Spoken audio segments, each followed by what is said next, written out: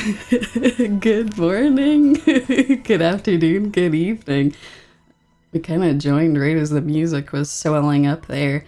Let me know. I was doing some audio testing earlier and it sounded like the music from this game was okay, but if it's too loud, just let me know, or if it's too quiet, I can raise that up. But yeah, I hope that everyone was doing well. It's been a pretty crazy couple weeks. I didn't expect the lore archive video to be as long as it was. So I kind of feel like, good morning. I'm good. Okay, that's good. I'm glad that it sounds good. It was kind of funny. I thought I had everything planned for going live, and then for some reason the chat box wasn't showing up in my OBS, so I was messing around with that last minute, but I can see you all now, so that's good. But yeah, I figured what we'll do is I, over the break, started playing this adorable game. The version that I have is on the Switch. I think that technically there might be I think there's a PS4 version. But yeah, it's extremely adorable. I can't wait to show it to you all. What I figure we'll do is we'll do a new game here in just a moment, but yeah, no, I can't wait to actually release this video for you all. It has been a long time coming.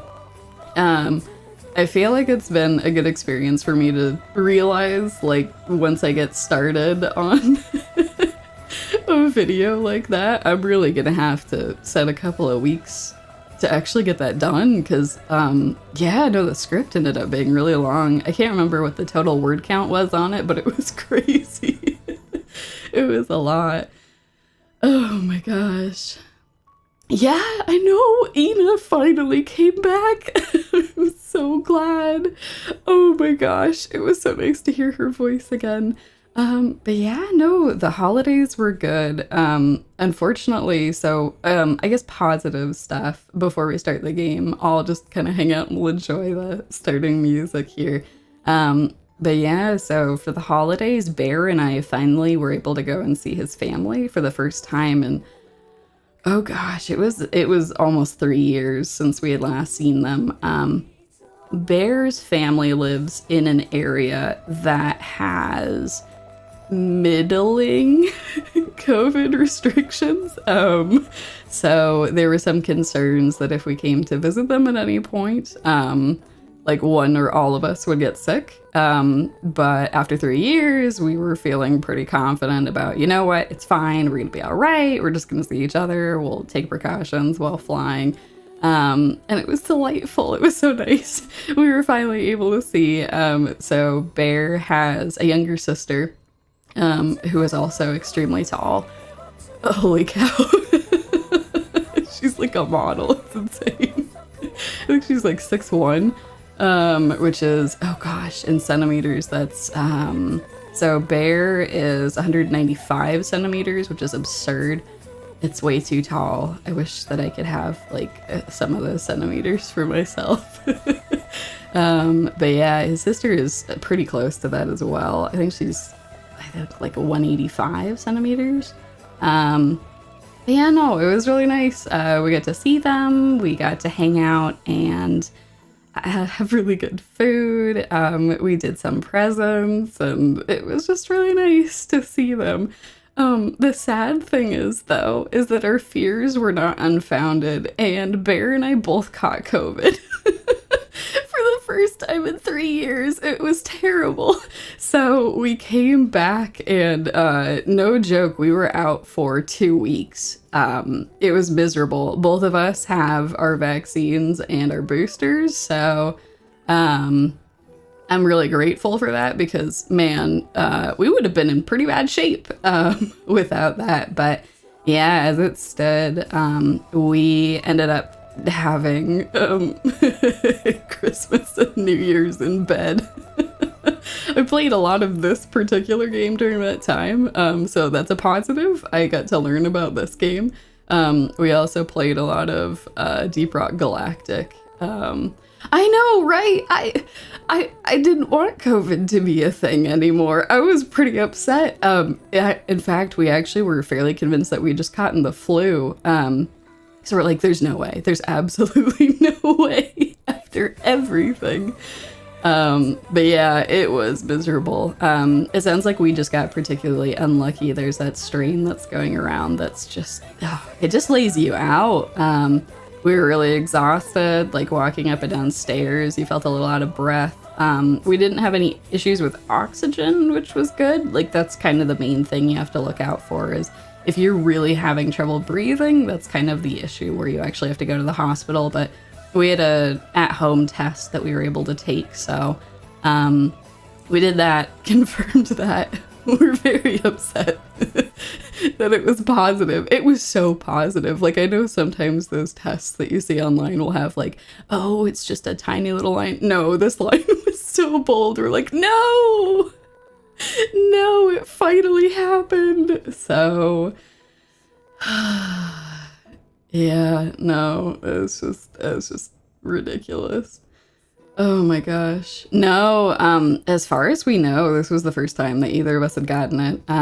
So both of us pretty much work from home full time. Bear occasionally goes into the office for his job, but I'm full-time work from home and we just don't really go out much. Like when we do, we put on masks and we have a bunch of hand sanitizer and I don't know, it's been nice. Like we don't get the flu and stuff. So, oh my word, that was just... Still can't believe that happened. Oh my word. So yeah, anyway, so that was like a huge part of the break was just that. But yeah, no, I'm really glad that, you know, we did get better. Occasionally I still have a tiny bit of a cough, so if that shows up, I'll just mute myself so that you don't have to listen to me like coughing into the microphone for a bit. Oh no, you've been vaccinated. You caught it 3 times. Oh my gosh. Yeah, no, I actually heard from a lot of people that this most recent strain has been the worst. So I don't know. It kind of puts some perspective into, I kind of feel like, I don't know. We'll have to figure it out. If, you know, we just accept that there's a risk that we're gonna have visiting for the holidays. Because God knows I don't want to have to wait 3 years to go and see Bear's family again. But yeah, I think probably what we'll end up doing is, I don't know, at the very least, it'd be nice to like maybe see them during the summer because like generally a lot of illnesses are not as bad then. But yeah, so I've been vaccinated, I guess like technically 4 times. So I had like the first and the second and then the boosters. Man, it really puts in perspective if that laid us out for 2 weeks. That makes me wonder how bad that would have been if we didn't have it. So yeah, my health is generally pretty bad whenever I get sick from stuff. So yeah, no. So just to reassure you all, I'm doing just fine. It's been a couple of weeks now since we've been over it. So yeah, but good morning, good afternoon, and good evening. I hope you all are doing well. But yeah, I hope that you all are having a good time. I know it's the Lunar New Year in a lot of Asia, so Happy New Year to everybody. I hope that you all are doing well. It's pretty late in Asia right now, so I actually don't know how many people are on. Please do not feel like you have to stay up. It's quite late in some parts of Asia right now. Oh gosh. Oh no! Your sister had constant coughing bouts after it. Lots of days where you get a runny nose. Seems like the stuff goes into my ear canals. Ugh! Yeah, no, I feel like the congestion definitely stuck around for a while, so I don't know. Just be safe, everyone. Please be safe. It sucks. It sucks a lot, but I don't know. I'm really happy that we were finally able to see Bear and his family. It was really nice to see. No, I am actually in North America, so thankfully this works out pretty nicely, like streaming at this time. It's pretty late in Asia, but it's not so late that it's unreasonable to hang out with the comfy games, so hopefully this will be an okay time for a little bit, and I can always try and stream in more Asia-friendly times in the future as well. But yeah, Yeah, you definitely need to work out. I'm pretty bad about that on most days, but yeah, no. Oh, but yeah, no, it was good. Yeah. Okay, good. Yeah, I was gonna say, a lot of I know I've got some viewers who are in Malaysia and Indonesia, and that's pretty late there. It's like 10 and 11 p.m. there. And then yeah, I knew Japan was pretty late, but yeah. Yeah. I figure what we'll do is we'll hang out. For those of you who are just joining, what we're gonna be doing today is just kind of hanging out, playing this adorable game. I'm gonna start a new game with this. If my settings are correct, I'm gonna go double check that real quick. Yeah, I turned off the voice acting so that I can read the stuff for you all. But yeah, I'm doing well. The holidays were good. Got sick for a little bit, but doing much better now. And excited to be streaming with you. So yeah, if you all haven't heard about this game before, I hadn't actually. Until I was watching some older streams from, it's actually Hololive of all things. If you know Watame from Hololive, she's the adorable, comfy sheep. She's super cute. And she was playing this game, but it was in Japanese. And so I looked up to see if I could find an English version of this. Oh my gosh. I'm so glad I ordered it right away and I've been playing it a lot. So yeah, essentially the kind of the gorgeous gimmick of this game is that it's kind of like a picture book. The aesthetic is very much as if it was hand drawn, which if I understand correctly, all the art assets were hand drawn, which is really impressive. It has a really nice feel to how all of the characters in the world look. So what I would say is when I've been playing this, there's occasionally times where there's a little bit of a stutter if I go to like change menus or if I go to save the game. So if that shows up on stream, like I don't want you all to be, you know, worried that there's any issues with the stream itself. But yeah, overall the game actually runs pretty well. It's got this really adorable animation when you get into fights where there's like pages of a book that are turning. So yeah, without further ado, I think what we'll do is we'll get started. And again, let me know if there's any sound issues. I adjusted the sound for the opening screen and then I did a little bit of testing in game and it seemed like this volume was okay for the sound in the game, but if it's too quiet, just let me know. I think I've got it at like minus 13 dB from where it normally is. So, but yeah, let's jump into the Cruel King and the Great Hero. It's extremely adorable.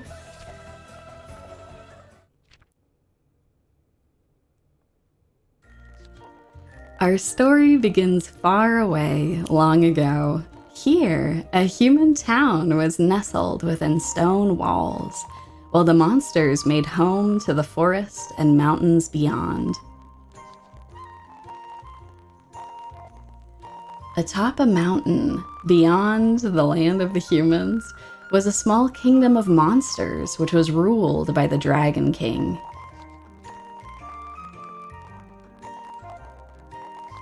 But living among these monsters was something rather peculiar. A young human girl. Her name was Yu. Because of what happened to her, she longed to become a great hero and set aside for her training every day. Yu was watched over by the Dragon King. When Yu was only just a baby, her father had passed on, and the Dragon King had been her caretaker ever since. The Dragon King's wish was to see Yu's dream fulfilled. Thus, to help Yu become the great hero she longed to be, he joined her in her rigorous training. Oh my gosh, this is so adorable. Oh, I can't get over this game. Yu, why don't you explore the foot of the mountain by yourself today? By myself? Can I really? A bright sparkle shone in Yu's eyes. Of course, but do not wander far. Remember what I've taught you. Yes, I'm off. Before the Dragon King could respond, Yu had already run off, making her way down the mountain. Oh dear. The girl was full of life and energy, never knowing when to slow down. Yeah, I was gonna ask, how does it sound on your side? Is it coming through kind of weird? Let me know if there's any issues. It sounds good on my side, so if there's any issues, I can turn it up a little bit. Oh no, the audio's a little grainy. Oh no! Okay, give me 1 second. Yeah, thank you for letting me know. I wonder what I can do about graininess. Give me 1 sec. Yeah, let's see. Give me 1 sec. Let me try switching audio sources real quick.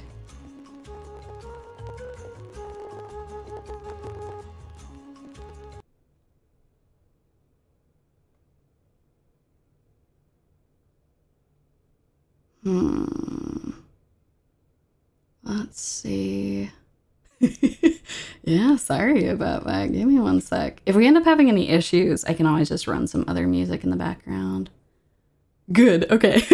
I'm glad I sound good at least. Okay. I also hope that the visual itself looks good. I thought that my capture card was doing all right, but let's see. If we end up having any issues with the audio, I can always play other stuff. Let's see. Oh yeah, if I turn that off. Oh, okay, I can try that. Switch audio source to something else. All right, thank you all for bearing with me. Let's try this. Okay. Properties.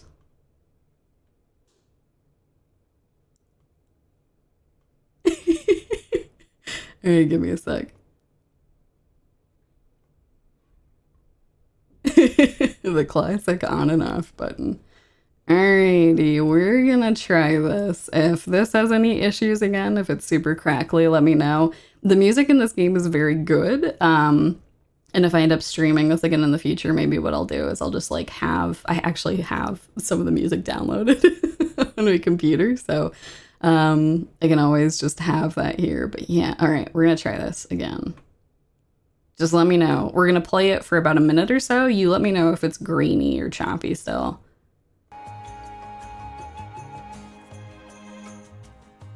Oh geez, that's really choppy on my side. I feel like it's the worst. Okay, we're gonna try one more thing. Oh, it's good right now for you all? That's so funny. It's super choppy on my side. But I've played this before, so that's fine. If it switched, that's totally fine. I'm totally fine with it being choppy for me. That's so funny, I swear. Oh my word. Okay, that's good. I'm glad. All right, we have swapped the choppiness. The choppiness is now on my side, but I do not mind this. I play this game a lot anyway, so let me know if you end up having any choppiness that returns again, and I can do the good old swap again. Yeah, all right, let's do this. Equivalent exchange indeed. Oh dear, the girl was always full of life and energy, never knowing when to slow down. With these thoughts in his head, the Dragon King watched Yu until she disappeared into the horizon. Well now. When she disappeared from his sight, the Dragon King wrestled into the woods, his appearance hidden behind the foliage. I worry about her being on her own like this. I'll keep an eye on her from here, he mumbled, following after you in secret. All right, if I just keep following this path, I'll reach the foot of the mountain. There are also mean monsters along the way, so I better be careful. Oh my god. Ah, this game is so cute. Oh! Alright, we're gonna walk down. Ooh! Our first battle! Welcome to your first battle. Following will be an explanation on the basics. So you have some stamina, which is going to decrease if she takes damage, so it's essentially her health. Oh, I know, the art style is so good. I'm obsessed with this game. I actually bought the collector's edition. It's called the Storybook Edition, and it came with this big book that has all of the art assets and like interviews from the people who made this game. And it also came with this absolutely adorable little doll of the main character, who you are correct. Some of you did see have some kinship with you with her adorable little fang. Oh my word. All right, so it's pretty similar to a lot of other RPGs. Essentially, if you take a lot of damage, then everyone faints in your party. Then you're just gonna have to restart from the last save. I didn't find that to be too much of an issue until later on in the game. Alright, so we are going to start by attacking the monsters. Oh my gosh, the game is so freaking cute. Alright, so we can move our little cursor. Let's attack this raccoon. Bam!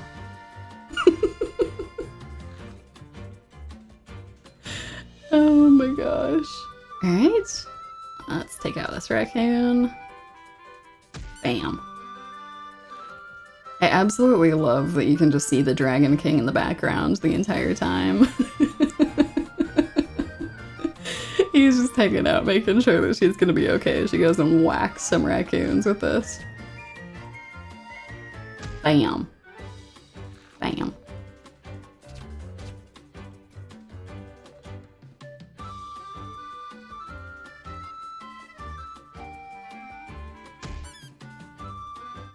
Oh yeah, I know. It is nice that they use the word faint instead of kill, because, you know, they're adorable little raccoons in the forest. You don't want to kill them.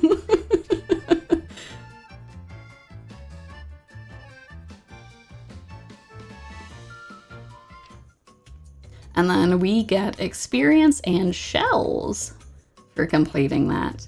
So well done completing your first battle. Although Yu appears to have been injured in the fight, go to the item menu to heal her. So yeah, we'll open up our little menu. Oh my gosh. Oh, this is so cute. Okay, so let's go to items. Yeah, so what we're gonna do here is use a power fruit.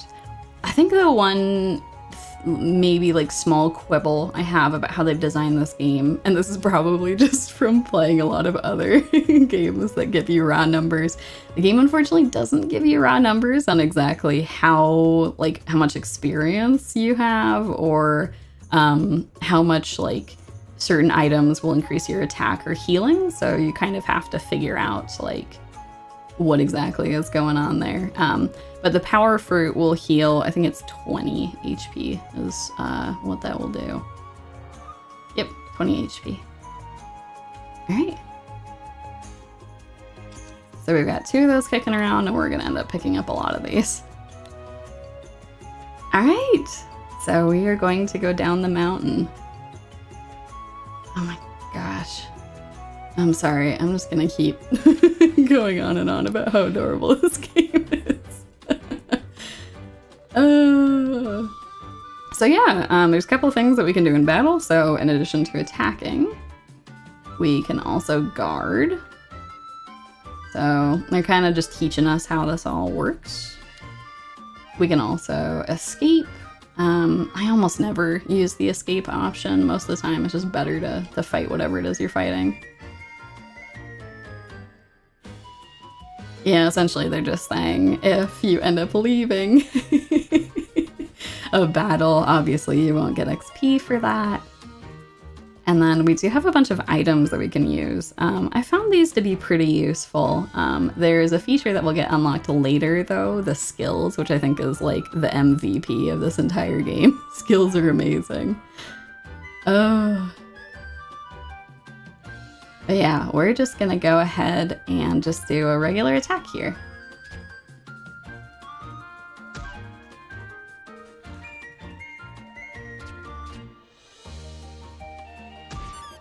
Yeah, I know. The art style of this game really is reminiscent of, for me, it was like very, very much storybooks that I read when I was younger. Oh. So yeah, we gained a lot of XP. So yeah, just going over the different stats of the game.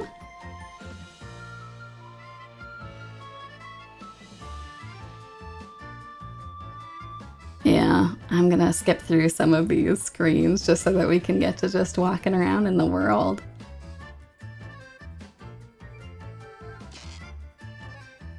And we've obtained another power fruit. In the journey ahead, you will find yourself facing monsters that will overpower you.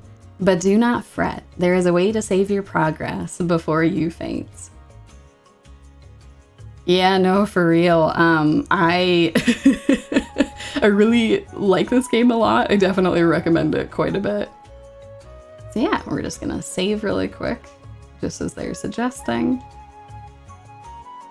They have a quick save feature, which is nice, like if you go through important screens. But yeah, I'm going to just do a regular save here.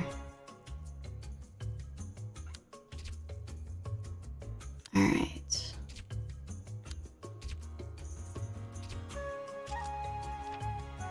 All right. Oh yeah, I am also a sucker for games with music like this. So nice. But yeah, so our goal right now is we're just trying to make our way down this mountain here. It's so charming the way that they have this game set up. So on a technical level, they have kind of different layers that you can see as we're walking around. I'm gonna equip this power ring really quick. Let's go down. Power ring is gonna increase our attack. And then we're gonna keep going. But yeah, it's really nice. So you've got kind of like this darkened foreground, and then you have several different layers that you can see. So you've got like the forest that's dark in the front, and then you've got the midground. I don't know, it's just a really clever way to make it look like a storybook, while still, you know, obviously being a game that you can move through and interact with. But yeah, let's go. I'm sorry, raccoon. We're gonna have to bonk you.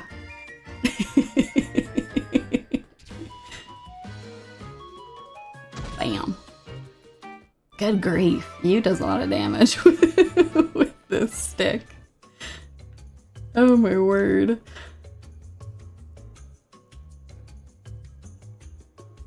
Alright, so we're just gonna keep going down through here. I know the raccoon was quite sad. We found a bunch of power fruit, which is great. Oh my gosh, I love that little transition between the scenes. All right. Yeah, and let me know, because the audio is a little borked on my side, if you all have any delays or anything, let me know. But I think it should be good for you all. The raccoon is adorable.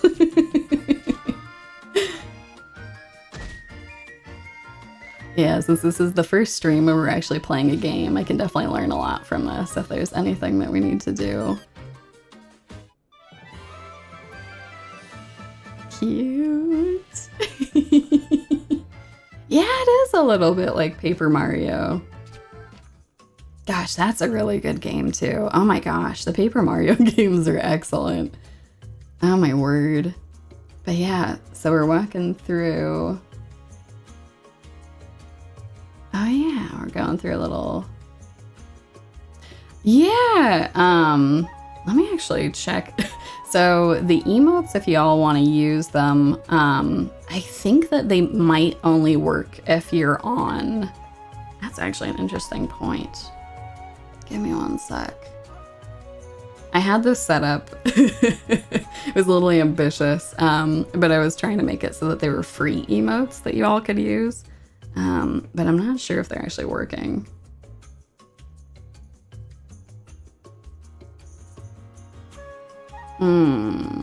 Yeah, no, they are not there.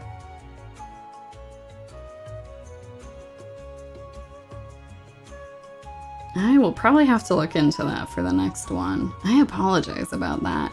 The good news though is I'm planning on setting up a Discord here before the end of the month. It's been a long process. It's actually really surprising. There's kind of a lot of stuff to consider with Discords. Yeah, I know. I appreciate that, TJ. Yeah. So the emotes are from this website called Better TTV. It lets you upload free emotes, then you can use them. Unfortunately, it's optimized for Twitch as opposed to YouTube. I'm definitely a YouTube gal. I haven't done too much Twitch streaming, so what I try to do is set it up there. I'll try to make sure that that's up and ready to go for the next one, though. That's too bad it's not working on this one. But yeah, so this is our map. But yeah, as far as setting up a Discord, it's really surprising. So Discord has a lot of really cool features, but the base Discord itself, it has a really bad, it pretty much doesn't have any moderation whatsoever. And by and large, you all have been awesome, but just to be safe, because it does happen where people will try to spam things or they'll try to raid different Discords. I definitely want to make sure that I've got everything prepared ahead of time for that. So yeah, so it's been a lot just looking over like different things that I need to do. But yeah, no, there's no Discord quite yet, but I will get one set up before the end of the month and I'll post that for you all. So definitely look forward to that. But yeah, no, unfortunately no emotes. I think even on mobile, even when it was working for people who were on PC, it wasn't working. So yeah, I'll figure out what to do with that.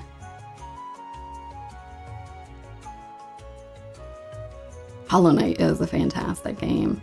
Yeah, the power scaling of this game is pretty good up until some of the late game. I was actually really surprised. The game actually got kind of tricky later on, but they do a really good job just with like the first part of the game being pretty straightforward.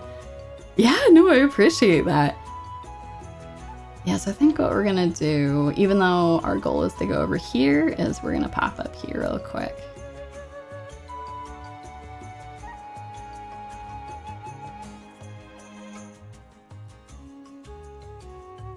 We're gonna go grab this adorable little chest.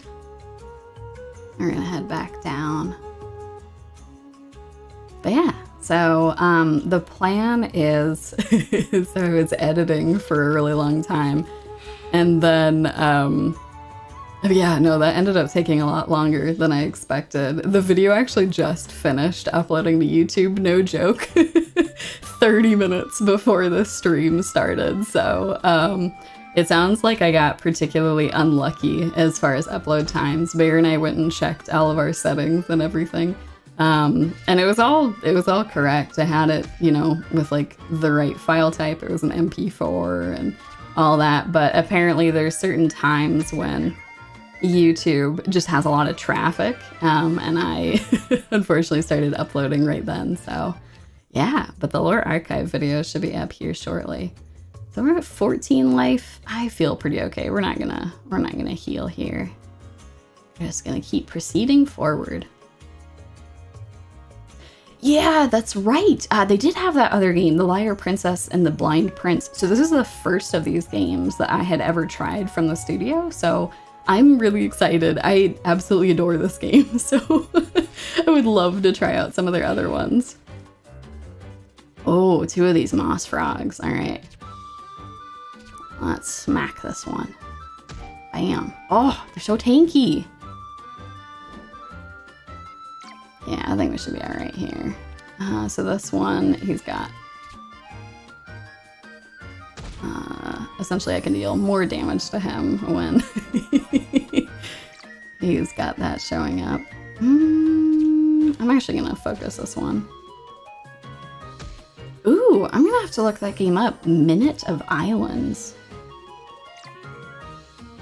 Alrighty, just to be safe, we're going to go ahead and heal here. I agree. The monsters are so cute. I want to collect them all. Oh my gosh. Alright, so let's focus on this one down here. I know they are so adorable. Oh my gosh. You're just healing up here. Let's... Yeah, I think we should focus this one.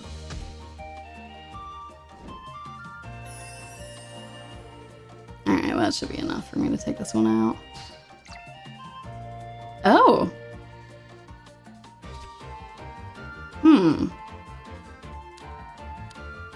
That's surprising. I've never actually seen it have a weakness before. Honest to God, though, I think we should just kill one of these.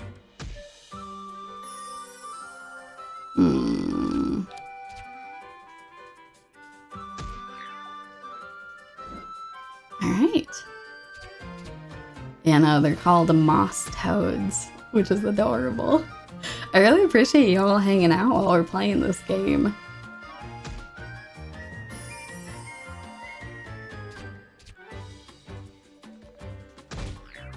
Alright, we got him. Alright. Moving on through the world here. And we have come up to a roadblock. When I try to interact with it. Oh no! Boulders block the road. I can't go forward. What should I do? If I hit it with all my might, maybe it'll break apart.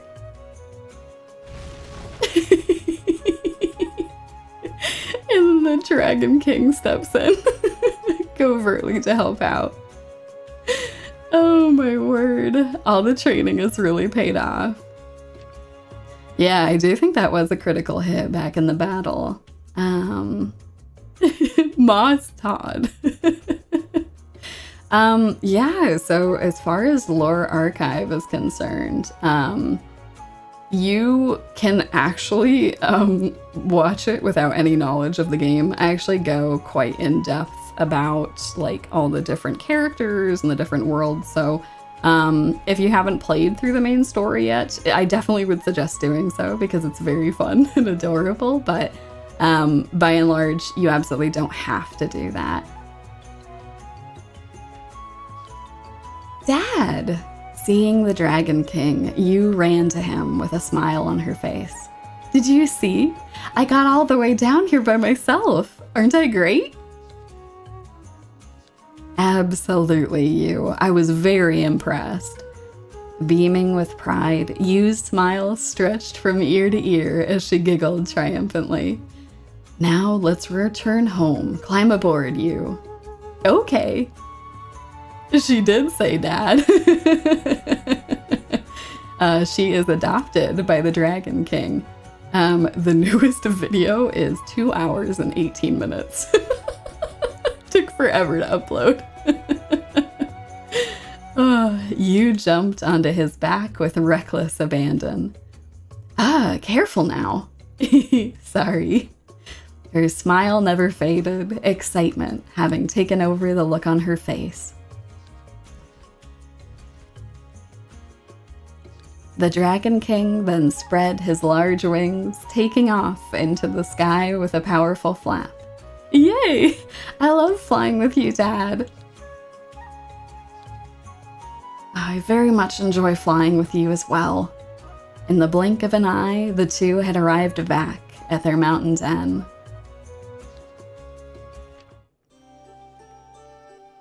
Oh, I love all of the Dragon King's workers here as well. They are all fantastic. Welcome back, Miss Yu. Did your training go well today?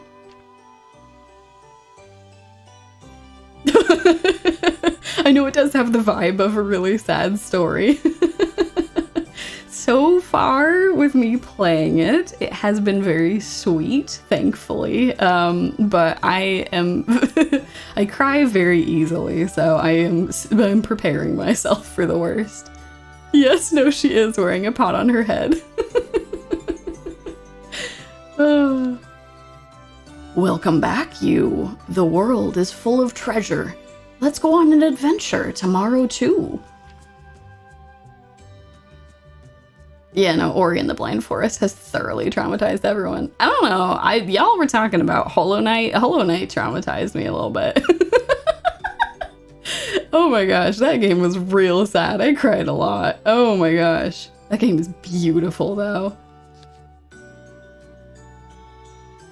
What's up? How's your training going? Did you get even stronger? Yeah, Hollow Knight is amazing.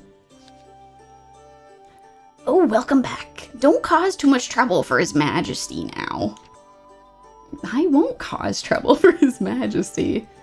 I think that they mean the best, though. They're not trying to micromanage you too much.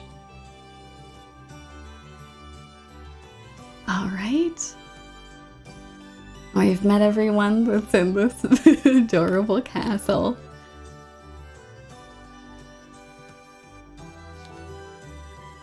It is time for sleep. The goat is made of flowers. When night fell, you and the Dragon King would get ready for bed, with you laying on the Dragon King's large body as she drifted off to sleep. Once cozy, the Dragon King would gently wrap his tail and arm around her. Hey, Dad. What is it? Tell me a bedtime story about Papa. Every night, you begged for the same story. Very well. Where shall I begin? As he pondered, however, you shouted out, "From the beginning!" And so it was decided.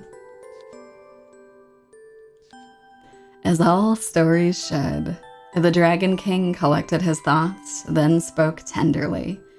Your Papa was a hero unlike any other. Long ago, the world was nearly brought to its knees by a demon king with terrifying power. Joined by other monsters, the Dragon King invaded the land of the humans. The humans had fought back, but they were no match for the monsters. The humans believed that they wouldn't survive. Having lost all hope, they were prepared for their ruin. But then, in one town, a young man rose up against the Demon King. But that's all for tonight. You should get some sleep, you. The Dragon King's eyes began drooping just as you had dozed off. A deep slumber, ready to befall the girl at any moment. Dad, I love you, Dad, but I also love Papa. That's why I'll become a great hero like Papa. Finally asleep. Good night, you. I know, telling her to sleep on a cliffhanger is mean. The game, so far I'm pretty close to the end of like one of the major stories, and I'm about 14 hours in. So it's pretty straightforward. There's a lot of like extra content though, like side stories and stuff. So yeah, I don't know. I would definitely recommend this game. I think it's adorable. Just don't be spooked. Some of the loading screens occasionally take a little bit of time, but I kind of give them a pass for it. The game is super cute. Rest easy, hero. Your daughter is growing up.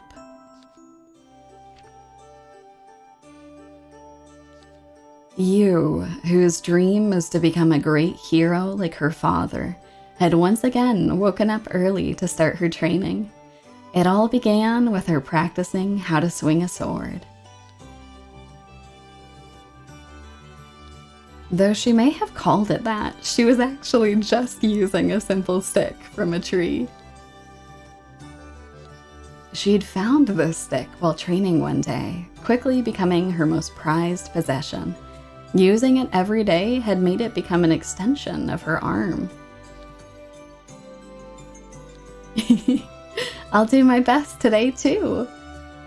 Yu was in great spirits today, having had her fill from her previous adventure.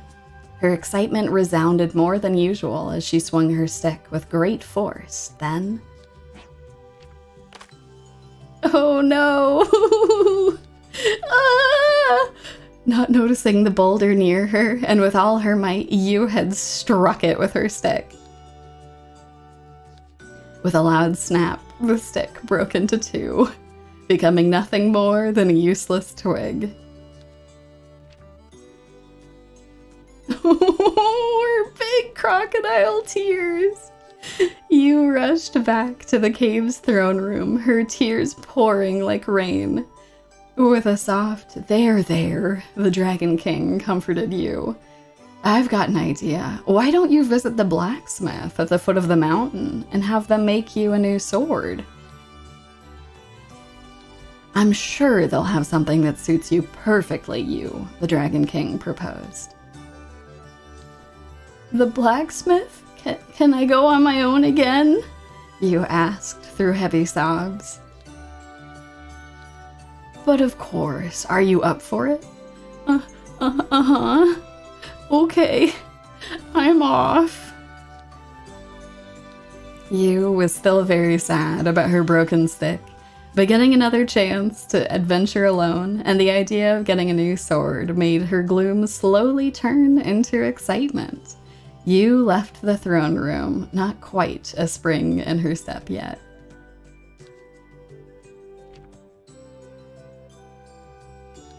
Phew, goodness.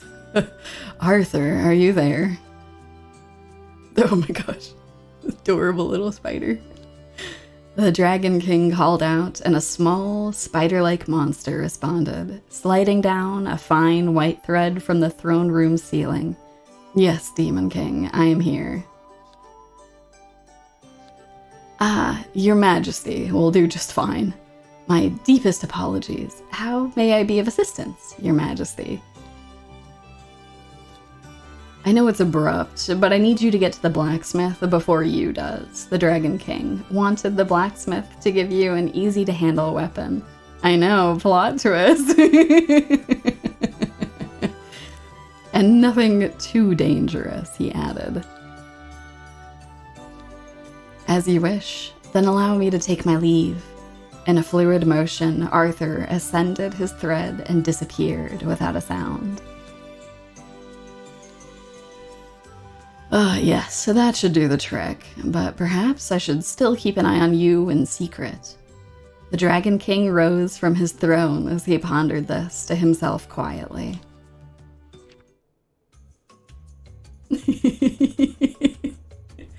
But yes, we have an adorable little human who is the daughter of a hero who is living with the Dragon King.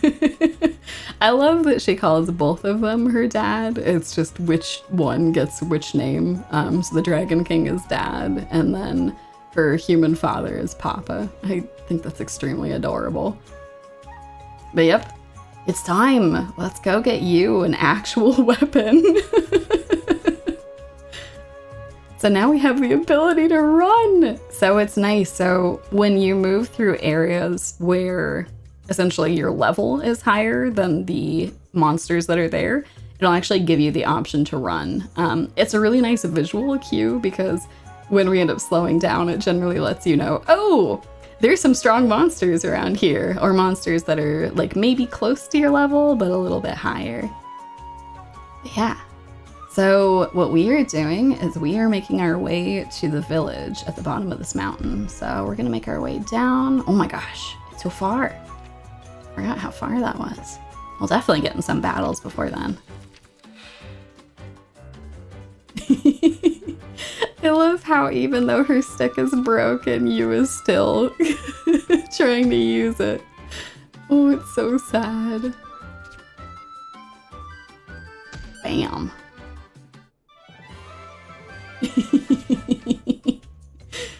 By the way, I'll pause after the next battle to show you, but the Dragon King gets just as excited as you does when the battle finishes. It's extremely cute. He's always hanging out in the background. Oh, hello there. A new face. Well, well, if it isn't the Dragon King's girl from the tip-top of the mountain. Oh, but I'm not a bad monster. I won't hurt you. But there certainly are many close by who haven't changed and might. Though there have been many monsters who follow the Dragon King's example and lead a life of peace. How can you tell between the bad monsters and the peaceful ones? Well, the bad ones might pounce on you from the bushes. So a monster standing out in the open, striking up conversation like me, is probably safe. Probably. Now then, take care of yourself. That's such a nice thing as well. So essentially all of the raccoons and other monsters that have been attacking us theoretically could be friends with us. But they have not taken up the idea of peace with humans like the Dragon King has. So yeah, I like that. So anyone we see out in the open, we can talk to. The peaceful ones do wear pants. You know, that's also a good point. You'll actually find later there are some peaceful ones who are just straight up animals that'll look like these raccoons, so. But most of the time, it is the pants wearing ones are the good ones. Yeah, I also do like how they have it wolf, but it's WOLPH, which is extremely adorable. But yep, we've got our Dragon King looking on in the background, just making sure that she's okay.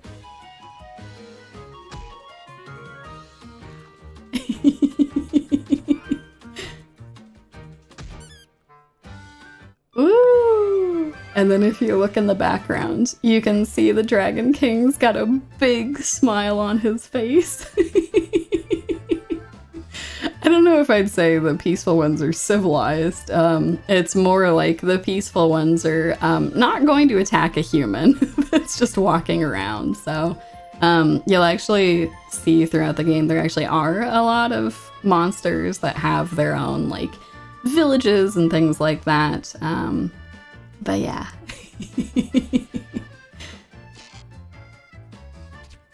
It's actually really clever where they have monsters who are friendly to you, who you can actually go up and talk to in person. And then there's the monsters who are like, not a big fan of this, not a big fan of this human walking around in the forest. I don't know, my headcanon is that these raccoons just want to play, but they're really bad at it. Oh my gosh, we're one-hitting them now. Woo! We did just level up too. That's great. All right. We're just gonna keep running through here. Oh, this game is adorable.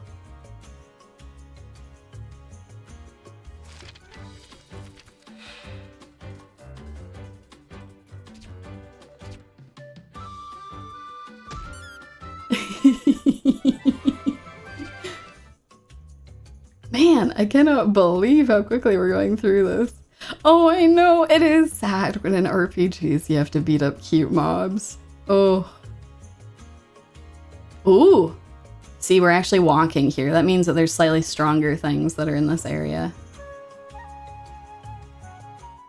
Alright, let's see. We're not too far away from the monster village. But if I remember, there are some beefy things that are in this. Let's see real quick. Oh, we're doing good. We're at 28. The nice thing is whenever you level up, your health gets reset, which is very nice. No, the enemies are not actually dying. They're just fainting. Essentially, they come out, you hit them with a stick, and they go back into hiding. Alrighty, let's see.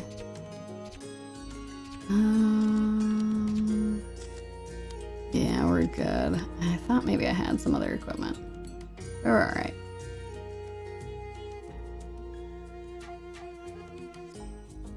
Yeah, do let me know, because the audio got a little borked from earlier. It's pretty out of sync on my side.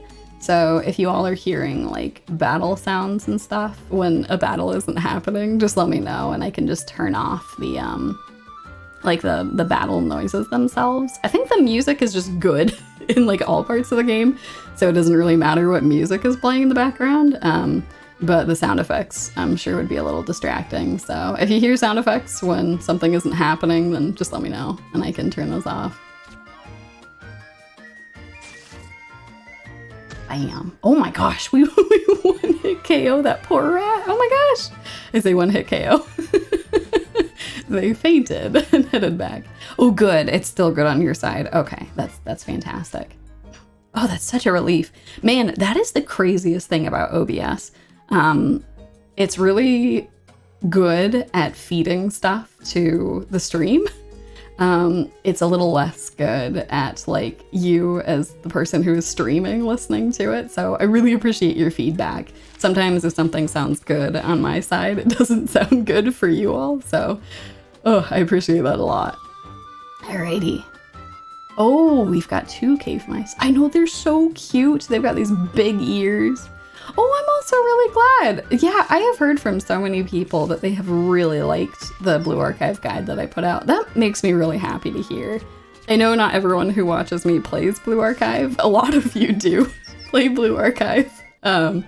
So I'm really glad that it's good. I feel like I've been playing the game for a long time, like since launch, and just being able to share some of what I know about it is, I think, really good. I think, yeah, let's go up. I don't know, I'm the type of person where if I see that there's like an extra place where I can go and get items, I generally like to do that, so. Yeah, I know. I feel like, yeah, I lowered the sound effects as low as they could go without being completely off, so I hope they're not too loud on your side. Oh, I got the speed ring. So that'll make it so that my agility in battle is higher. So I will attack faster. And then we got a healthy fruit. So as opposed to the power fruit, which will heal for 20, the healthy fruit will heal for 50, which is more health than I have. So we're gonna hang on to the healthy fruit and not do anything with it quite yet. But yeah, then we've got this adorable monster over here. Miss you, there's a human village up ahead. Stay away for your own good. All right, I'll take your advice. I won't go to the human village. Oh, I'm really glad. Oh my gosh, someone got interested in Blue Archive because of my videos. That's awesome. I don't know, I'm kind of obsessed with the game, so. Oh my gosh. They did a lot of damage to me. Not enough to drop me in one turn though, so even if their agility is faster than mine, I'm not gonna heal just yet. We're gonna heal after the battle. Okay, bam. Ooh, actually, I might heal right here. If I'm at 4, if they do a double attack, I'm dead. So let's use the power fruit. Yeah, so that's the thing. The blacksmith is indeed in a village, but there's actually a monster village that we're going to. So essentially within the game, there is a kind of tense but ultimately good truce between monsters and humans. Obviously, not everyone is following that since I keep getting attacked by some of them, but The villages are still quite distinct from each other, but some of the human villages still don't look kindly on the monsters, and since I am being raised by monsters, they're trying to give me a heads up so I don't head over that way. It's very sweet. Honestly, Yu is cute enough that I think that the human village would treat her just fine. But yeah, no, we are headed to the monster village here. Ooh. Ooh, I leveled up! Let's go. Got a full heal off of that, so I don't have to use another power fruit. Dragon King is still in the background, making sure that we're doing all right.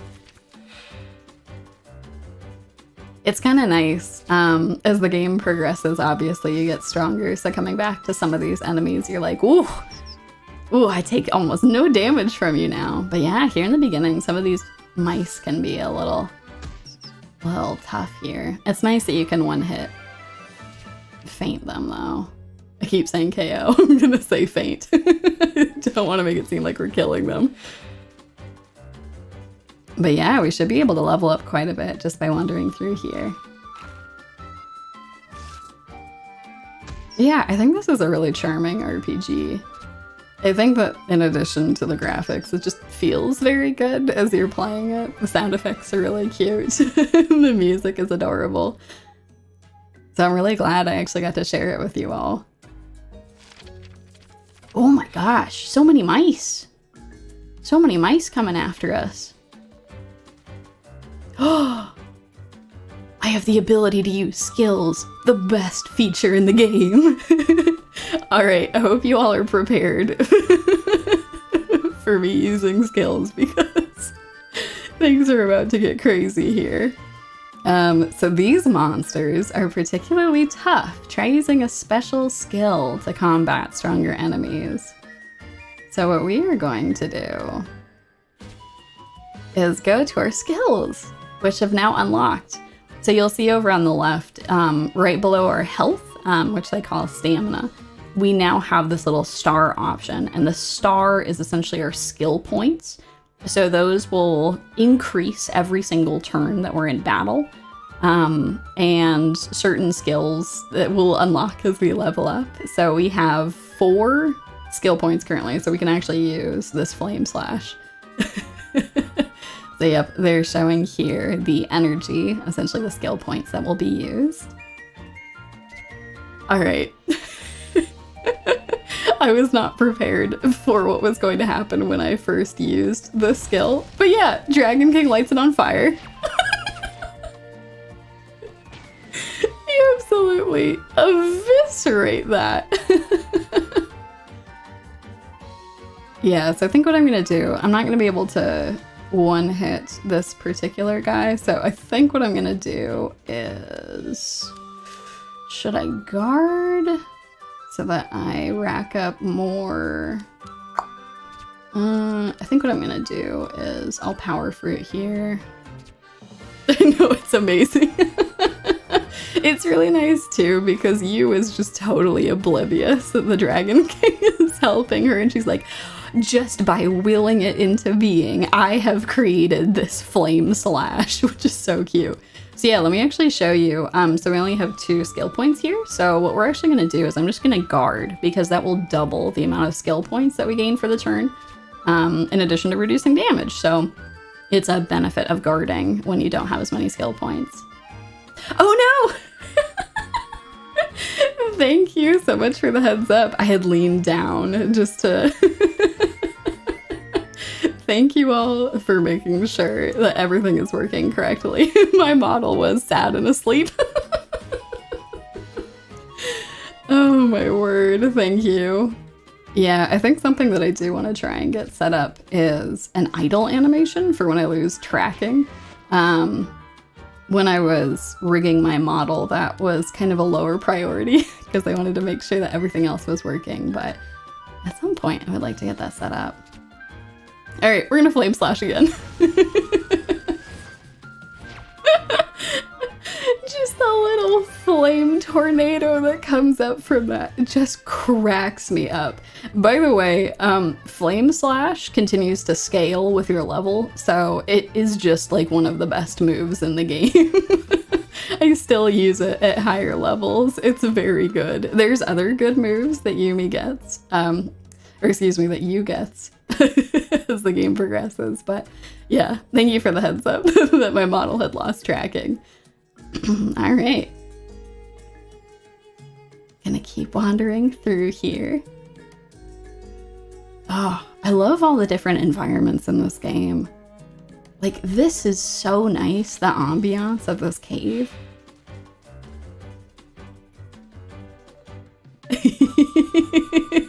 Yep, in the headcanon, you does think that she is just imbuing her stick with fire.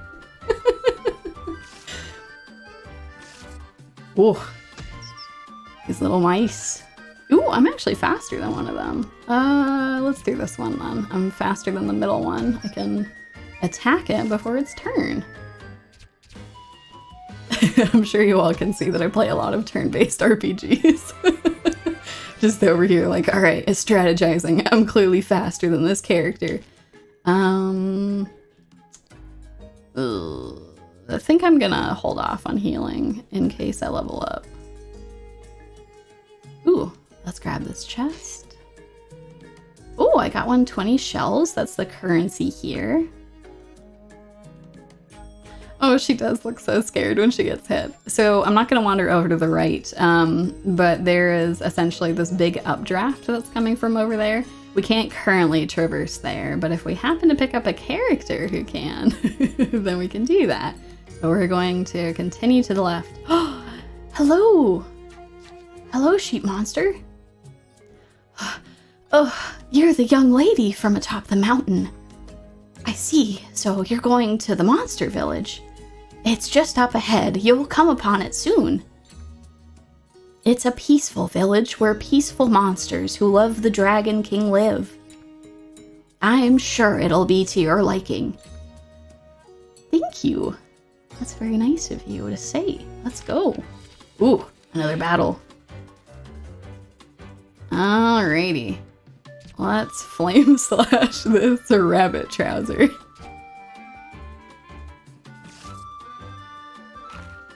Ooh. Thankfully, Flame Slash, I'm not sure if it's just the ability itself, but it's actually really, ooh, we're actually gonna have to use a power fruit, but that's okay. They're pretty cheap to buy. The Flame Slash move is pretty quick when it actually comes out. All right. No, you're all good. You are welcome to talk about whatever. This is a very chill game, so I'm happy to talk about the game and other games. So sorry to interrupt about more Blue Archive, but who are you interested in for future banners? I'm so hyped. Oh my god, same. Mine is the best. Oh my gosh, I died when I saw that she was going to be a future character. So she shows up a lot in the Eden Treaty in the later chapters of that, and she is like the type of person that I want as a best friend. Like, she is so cool. Mine is the captain of the Remedial Knights in Blue Archive. And she is, she's got blue hair and she's got these gorgeous big blue wings, but she's just like the biggest badass for being someone who's in charge of like essentially the healers of Trinity. She is fantastic. I love her. Oh, we'll answer more on the Blue Archive, but we've got some more story here. At the foot of the mountain lay a village where monsters called home. How frightening to think, a village full of monsters. But all was not as it sounded. Like all things, there are good and bad qualities, and the monsters were no exception. This monster village was a town created by those who wished to live in harmony. Yep, the shield lady. She is fantastic. Without going into spoilers or anything, I think I'm one of the many people who wants Mika to be a future character. Mika is pretty cool. I like her. But I don't know, she's one of the heads of Trinity, so I kind of feel like some of the really big, important, like, political figures are less available. But I don't know, they made it so we could actually get stuff from Pandemonium. But yeah, I am super excited for pretty much all the New Year characters. And then the summer banners that are coming up, I'm super excited for. This is a monster village. It's a pretty nice and peaceful place.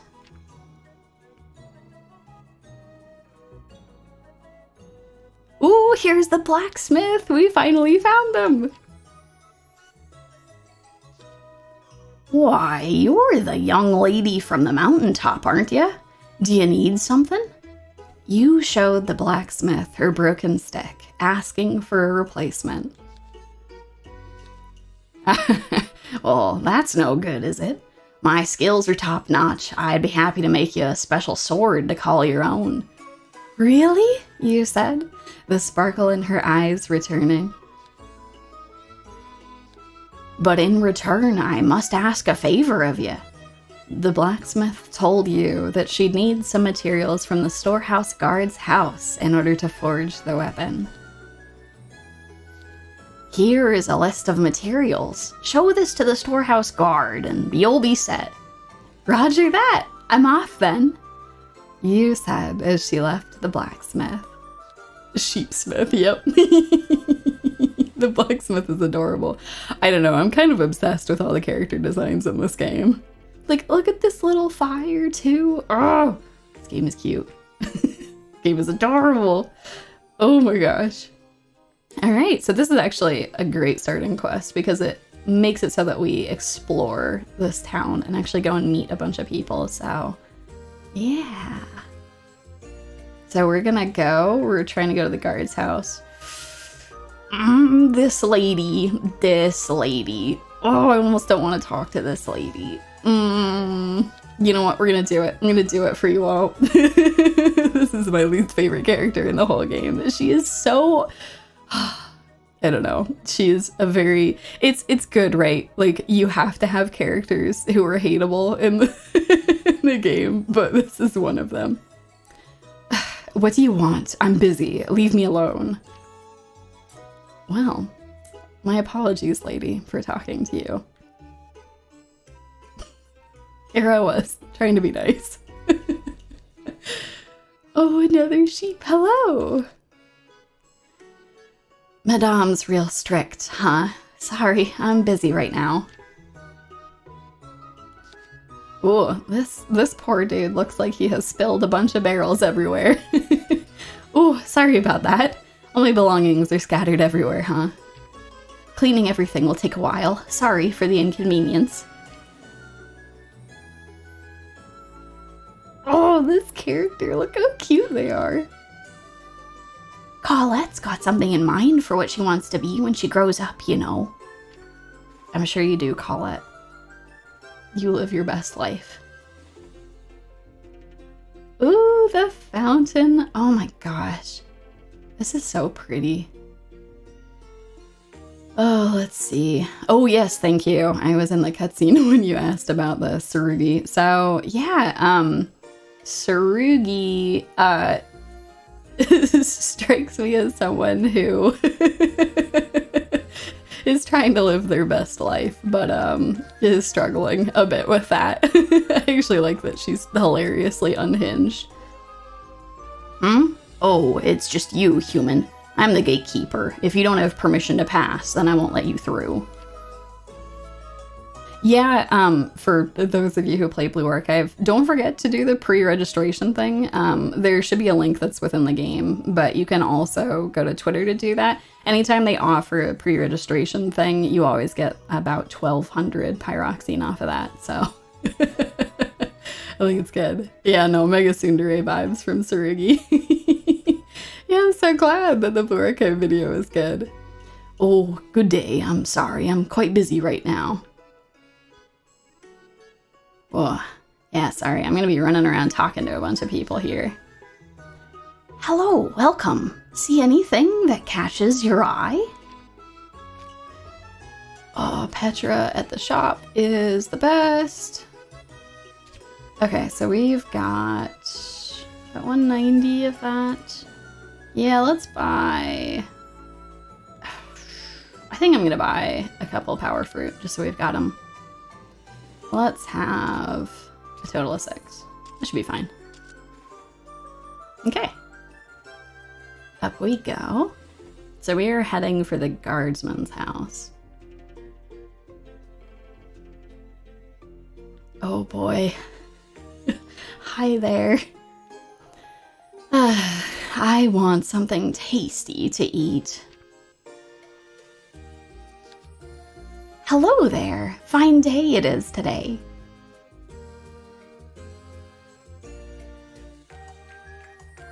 You looking for a sturdy log? Wait just a bit. Ah, the character designs in this game are great. Thanks for waiting. Here's your sturdy log. I'm actually gonna go up ahead a little bit to see if there's anyone else we can talk to. It might have us wait because we haven't completed this other quest. Oh, hello there.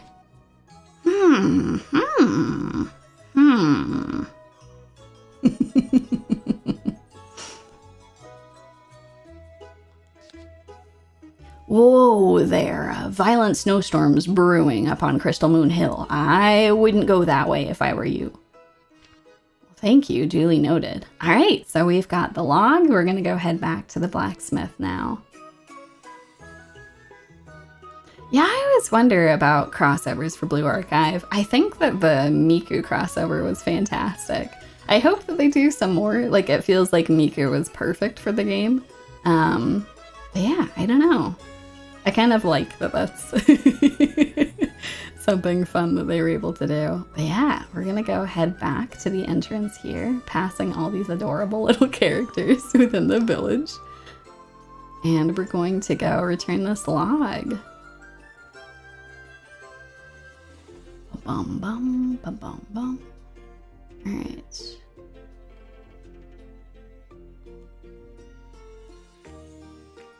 Alright, let's go over here and return to our sheepsmith. Would you look at that? Good job! You handed over the lumber she'd received from the storehouse guard. This won't take but a moment, so sit tight. Okay.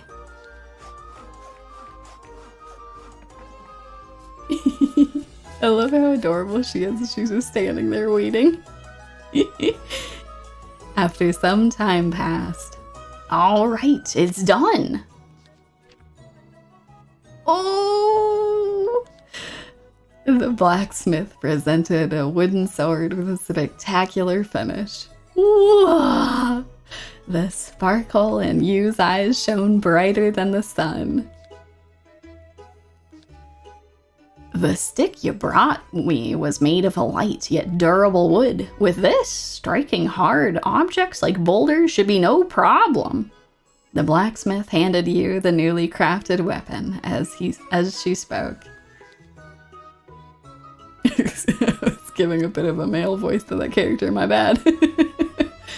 Yay, thank you. You excitedly waved many goodbyes to the blacksmith, carefully sheathing the sword under her arm as she left the blacksmith. Ooh, so now we can actually, I think we can actually talk to people in town, so I'm going to do that. Let me see. I wonder, this is the one drawback of having foreknowledge of a game is you're like, ooh, when do I get to start having quests? The game is like, hold on. It's still early days. Yeah, no, it looks like it's not gonna let me pick stuff up. That is okay. Let's go head back home for the day. Alright. Oh my gosh. The music in this game is fantastic. A Valley Girl goat. Oh! As you made her way to leave town, she heard what sounded like a fox cry out in the distance. Oh! The fox is so sad. Heading toward the sound, you found a fox cub asking another villager for help. But the fox drooped its head sadly as the villager left it behind. To be fair, he was asking the worst person in town. She's not going to help him. Worried for the poor thing, you approached the fox, but it had run off before she could get close. It's gone. Oh, I wonder why it was so sad, but I need to get back before it gets dark. Despite her concern for the fox, she decided to return home.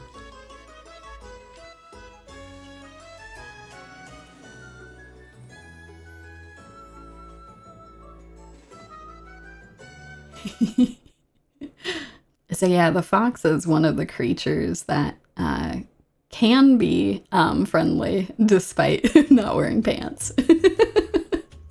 Okay, let's see. Yeah, I was gonna say, I'm pretty sure if we just go up this way, there's the Dragon King.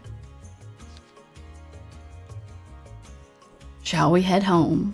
Yes, let's go home. All right then, climb on my back. Ooh. Welcome back, Miss Yu. Your new weapon looks amazing. It sure does, thank you. How was your visit to the monster village? We can find knowledge in the advice of others. I love this wreath that Gren's got going on here. Oh, it's cute. Alright, headed to the throne room here. I love watching you all talking about crossovers for Blue Archive. There's a lot of potential IPs out there. I do like the railgun idea. Look at that nice new sword. Remember, accessories help with your defenses too. Thank you, Nick. I have equipped a couple of rings. I am so hyped for the Izuna banner. I'm hyped for a lot of the summer banners. Oh, welcome back. Remember to properly thank His Majesty. When I was first playing, I thought Kiki was a little bit of, a little micromanagey, but I think Kiki is just looking out for the Dragon King. Alrighty. Speaking of the Dragon King, let's go head over here. Oh, I love her little run animation. She's just got her. Got her arms out behind her.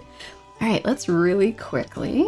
It's gonna autosave for us, but I like doing an actual save just to be safe. I don't think we should have any problems, but alright. Gonna overwrite this real quick. And let's go to sleep. Maybe we can get more of the story that the Dragon King was telling us. That night, you excitedly told the Dragon King what had happened to her that day. He listened with a excuse me. He listened with a keen ear, a smile on his face as you recounted her many tales. Oh, that's right. You remembered the troubled fox cub she'd seen earlier. The Dragon King then replied, "You know, a great hero helps those in need. Your papa was one such hero." The Dragon King reminisced about old times. Hey, Dad, can I go to the village again tomorrow? You explained how she'd like to help the fox cub in some way, if it was still in trouble. What a splendid idea, you. How commendable. The Dragon King praised her.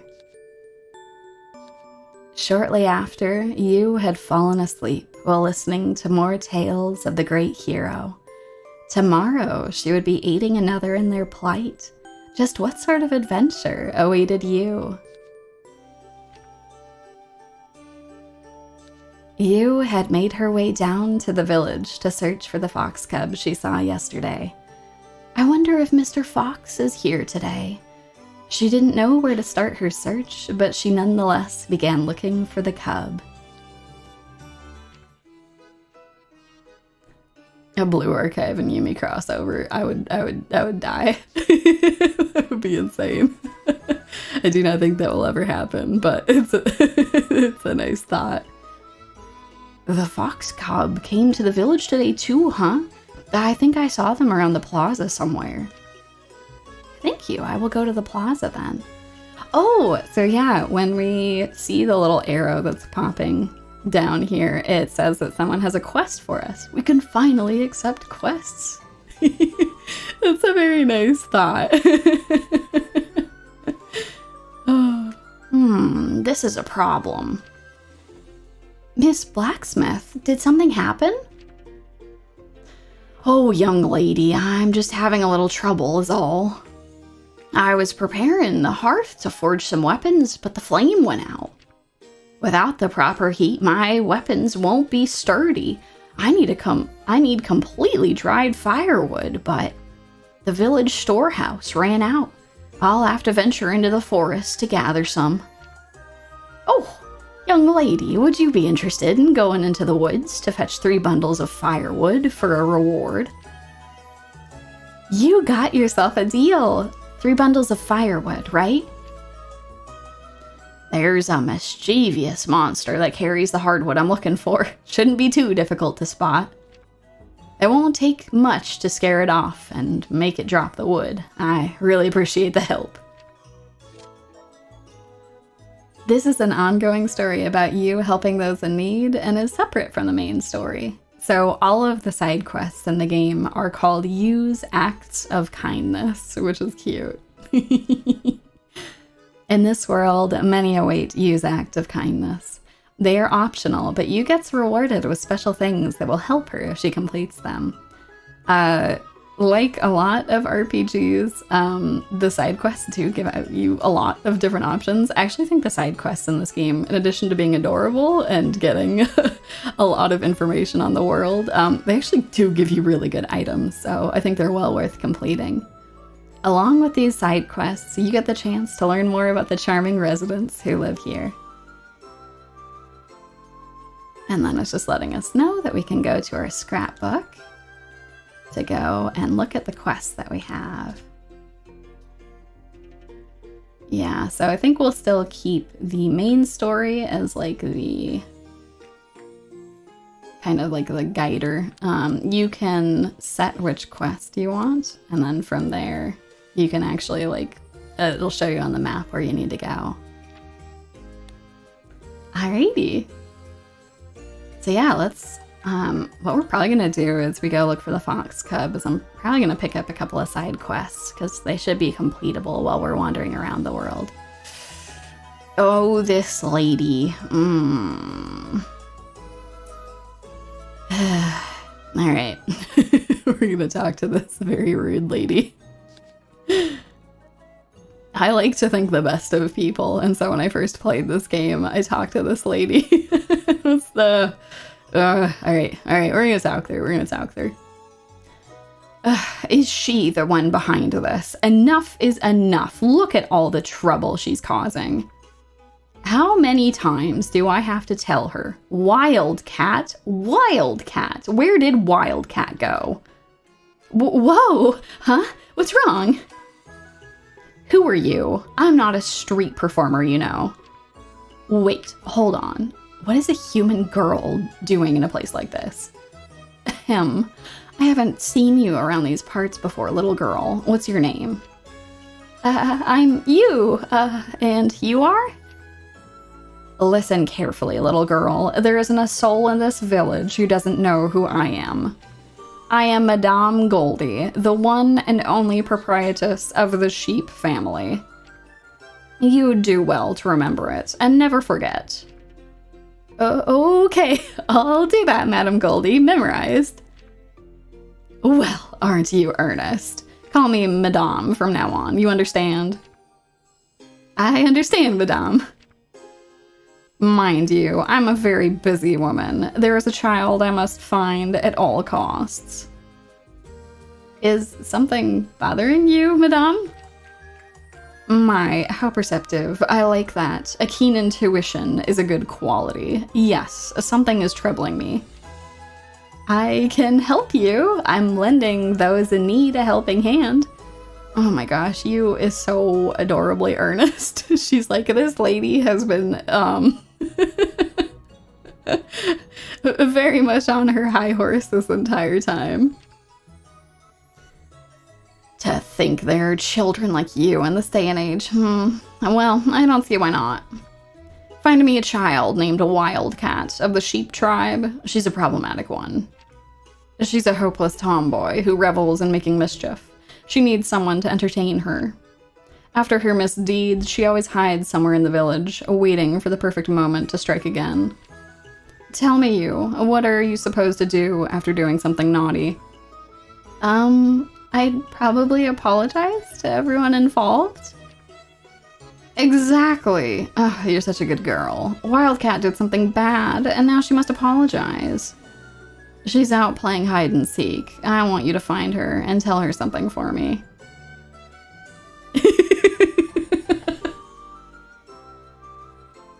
I'm sorry. I just read TJ's comment. Problematic. Probably because he named a sheep Wildcat. It's true. It's a bad name for a sheep. You is adorable. I completely agree. I'm sorry, that helped to break the the annoyance that I have with this. This Madame Goldie is just has. I feel like it's good. You know, it's a good thing to have confidence in yourself. And I think that confidence sometimes does come with age, but I think that this woman might have misplaced some of the confidence and maybe needs to humble herself just a little bit. Oh my word. Tell her this. Madame is waiting at the mansion. If you don't hurry back, you're going to the reflection room. Reflection room? Yes, it's a room she cannot leave until she feels the consequences of her own actions. It's only natural, no? Yeah. Okay then, so I've got to find the sheep girl and give her your message, right? I've got this. How very dependable. I'm counting on you. Alright, I will give you all the option for us to complete this quest right now or wait a little bit. What I think we will do is go pick up a couple other quests in town. Oh. Hello there, sheep. Oh, same voice line as yesterday. Never mind. We're gonna keep going. Oh, hello. Mr. Fox, Mr. Fox, what's the matter? You called out to the cub, offering her help. The cub let out a cry with pleading eyes. Huh, your family is in danger because they got sick? The cub nodded before explaining. Oh. The fox cub and its family were part of the snow fox tribe living on Crystal Moon Hill. One day, the youngest cub suddenly came down with a debilitating fever, and the family was at a loss. And yes, this is the beginning of the story, so don't worry. The disease then quickly spread to the rest of the family, even to the cubs speaking with you. It was then a single flower petal gently floated by, illuminating a light pink hue from its veins. The petal landed on the sick cub, and the cub was cured. In a frenzy, the cub placed the petal on the rest of its family, but the petal's glow had worn off, its cure ineffective. The cub realized it needed more petals and decided to come to the village in search of clues leading to the mysterious flowers. And so the cub set about asking the monsters around town, but no one had heard of the shiny flowers. However, one villager knew of a mysterious forest nearby. It was called the Blooming Forest. It was said that, despite it being located in Crystal Moon Hill, it was bathed in warmth, allowing all kinds of flowers to flourish. If the mystical healing flower could be found, it would be there. The fox recalled that the miracle petal had drifted from that direction. That was enough to verify the villagers' claims. I see. You nodded along in agreement. That's a very good point, right? The cub, not the club. The cub then asked you to help search for the blooming forest together, to which you happily agreed. Of course, your family will be in big trouble if we don't hurry. Let's go, the cub replied with a cry of joy. Oh, right, I don't know your name, Mr. Fox. The cub introduced itself as Rocky. So, a couple of things real quick. For one thing, the story is pretty long. It's too long to stream, I think, in one session. So this will be a game that I'll pick up and put down as a stream. So it's something where we can come back and play this again later as well. On the second point, I think this particular translation, it's one of the few in the game that I think is kind of rough. So they translated this in English as Rocky for the name of the cub. But the Japanese name of this cub is much better. It's a pun on the noise that Japanese folklore says that foxes make, which is kon. I think it's like kon, like something similar to that is the name of this fox in Japanese, and it's adorable. It's just a cute little pun that sounds like the noise that this fox is making. So, yeah. But anyway, unfortunately in English, we will have to call the fox Rocky. But I figured I'd let you all know. When you pick up the game, there is actually a Japanese voice that we'll read over. I ended up turning her off just so that I could read it in English on stream, but her voice is gorgeous. It's very, very good. She does a very good job reading, but since I know a lot of people tend to listen to the stream instead of watch, I wanted to make sure it was English so that you all could know what's going on. Rocky, huh? It's nice to meet you. I'm you. With their introductions out of the way, they began their journey to the blooming forest for the mystical pink flower. Sorry, I'm not sure if that's picking up. Bear's moving around our place, doing some cooking, so I'm not sure if my noise gate is successfully drowning that out or not, but... Oh, young lady, please come here for a moment. It'll be dangerous if you get lost, so take this with you. Ooh, magic crumbs. If you use this, you can return to the tree in the village at any time, so use it accordingly. No need to pay me, just shop at my store whenever you get the chance. So yeah, this item is fantastic. I think this is... I know a little bit of Japanese. It's very bad. I'm not gonna lie.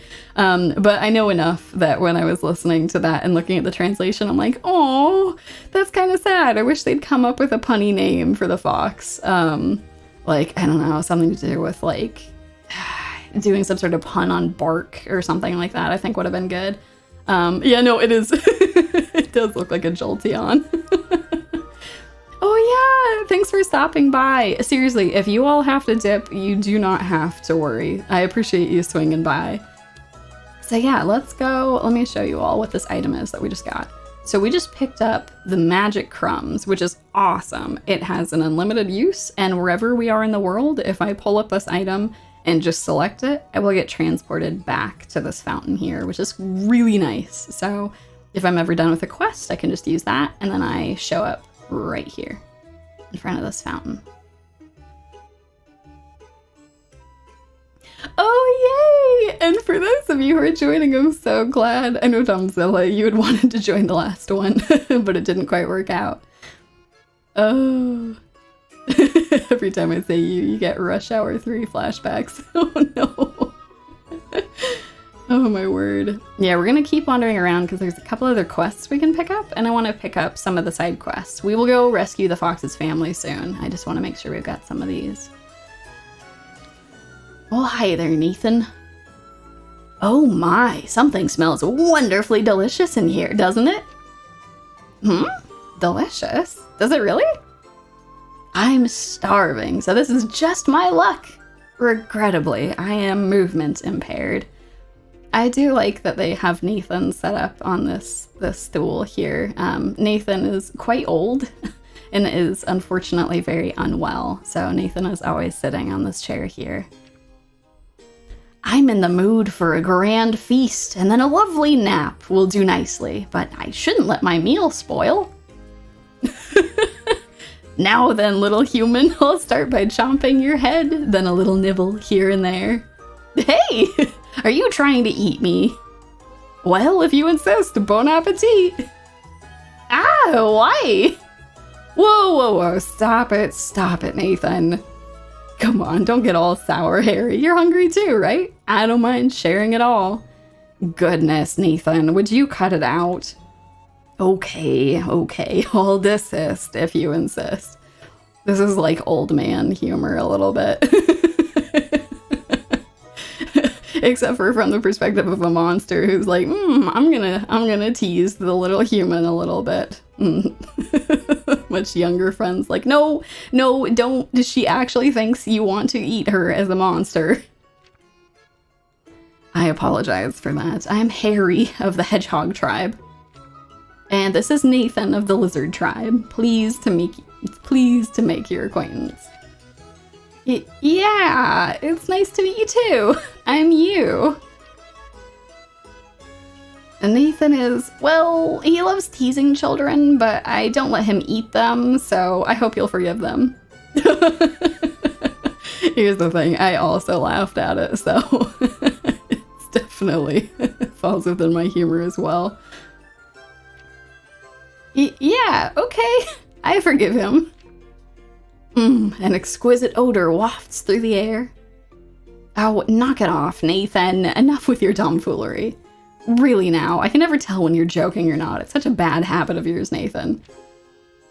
It's just, I've become so terribly, terribly hungry. If something that delicious strolled up to you, would you be able to resist indulging in a tiny nibble? I don't know, these sorts of comments do make me wonder if the monsters did used to eat humans before they had a truce.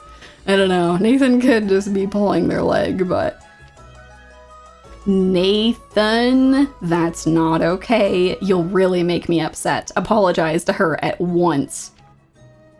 Fine, I beg your pardon, little miss. You're not a tasty snack. It's okay, I forgive you.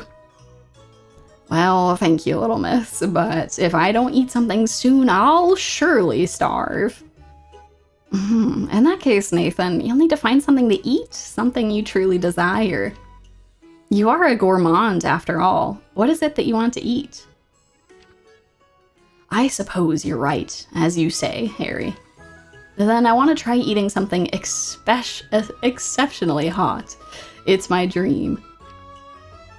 Exceptionally hot? Might be hot. Ugh, I'm actually not sure on the pronunciation on that word. I'm gonna say it was hot. I know that sounds a little weird. Yes, something very rare. Once in a lifetime treat. First, I'll need an appetizer concocted of rare ingredients. What's the culinary trend here again? Do you happen to know, Harry? I wonder. I do hear things from time to time, but come to think of it, the peddler, Petra, said she'd bring rock chocolate the next time she came to town. There's no doubt that it must be the biggest craze in town. Well, probably. Rock chocolate? No way! Hout. Okay. Alright. I will do my best to pronounce that correctly. Hout. Okay. Yeah, no, they use some, I don't know, it's good vocabulary in this game. I think it refers to something like exceptional. I'd have to look up the definition for y'all. That's not a word that I use regularly. I've always wanted to eat rock chocolate. Then I'll go buy you some. I'm helping anyone who's in need. Oh my, there are kind humans helping me when you should be pleading for your life. What an unusual child. Nathan. Oh my gosh, me and my mouth. I just can't help myself sometimes. Oh, I've just thought of a good idea.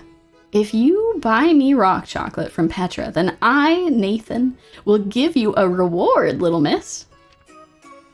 You got it. I'll go to Petra and buy rock chocolate from her. I'll bring it back, so just you wait.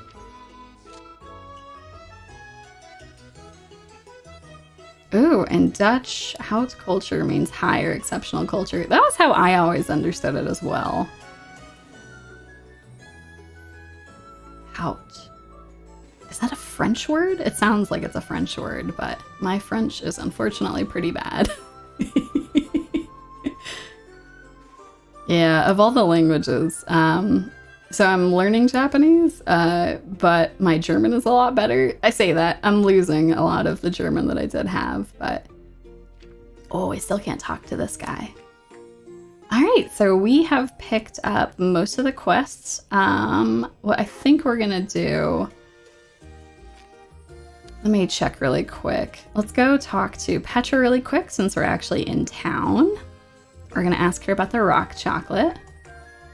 It's unfortunately the one rough thing about RPGs is if you end up picking a lot of side quests while you have one big quest, you kind of feel bad. Like, I'm over here going to check for rock chocolate while this poor little fox is like, my family is dying. But don't worry, we're gonna go and do that soon. Okay, so we are going to talk to her real quick. What's wrong? You want to know about rock chocolate? Yep, I heard from Harry that you'd have one next time you came to town, Miss Petra. Yes, I did indeed bring rock chocolate with me to sell, but... On the way here, I was attacked by a vicious monster. Because of that, I dropped it in the forest somewhere. What? Are you okay? Yes, I'm fine. This happens quite often in my line of work. I'm used to it.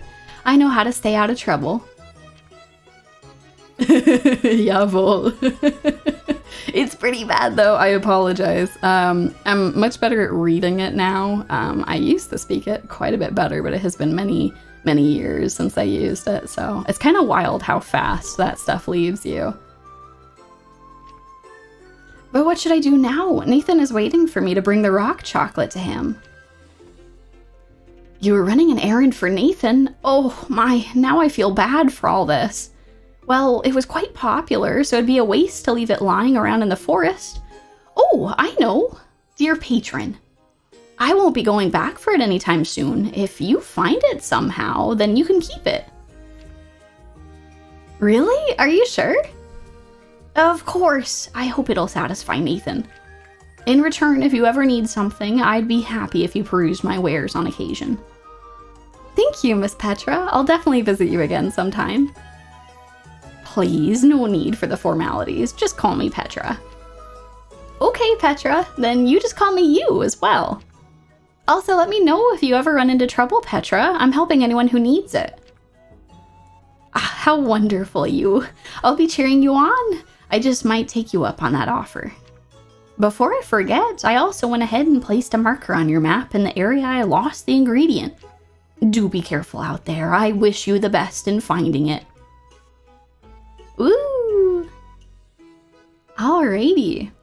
So let me go check really quick. I think, unfortunately, that chocolate is in the opposite direction of where we're going, but it's not too far away. Alright, we picked up all the quests in town. Ooh, actually, both the blacksmith quest and the gourmand quest are this way. So what we're gonna do, if we look at this, so technically Rocky is level 4, but we could probably use a couple of levels before we go up to where Rocky is from. So we actually are gonna go and work on these side quests really quick, which is also nice. You get to enjoy more of this adorable music and these cute characters. Plus you get to see how Rocky will fight here. Alrighty. So let's head on this way. Oh, this is such a nice game. I'm so relieved that the capture card is working. I actually had to buy a new one. I originally had one of those Elgato ones, which are supposed to be like the best industry standard, but alas, I have had nothing but bad luck with them, so I don't know if I can necessarily vouch for it.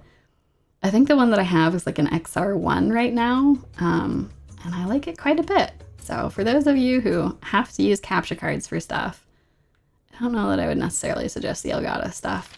It's very expensive for not working very well. Ooh, our first fight. And you can see Rocky has some skill points as well. So what we're gonna do just right off the bat is we're gonna take care of this rabbit trouser. And then, oh, Rocky actually doesn't have any skills unlocked yet. So this is good that we're getting some fighting out of the way. So let's have Rocky attack this mouse because we will kill, or not kill, we will make the rabbit trouser faint in one hit. Alrighty, there we go. And then let's just go, actually, since Rocky can take that out in one hit, I'm gonna guard just to recharge some skill points. And then I'm gonna have the mouse go here. No, definitely not killing any of the animals, but just knocking them out. Yeah, and let me know, is everything still working okay? Can you all see this all right? And the sound, is that still working okay? I know we were having some issues earlier. And you leveled up!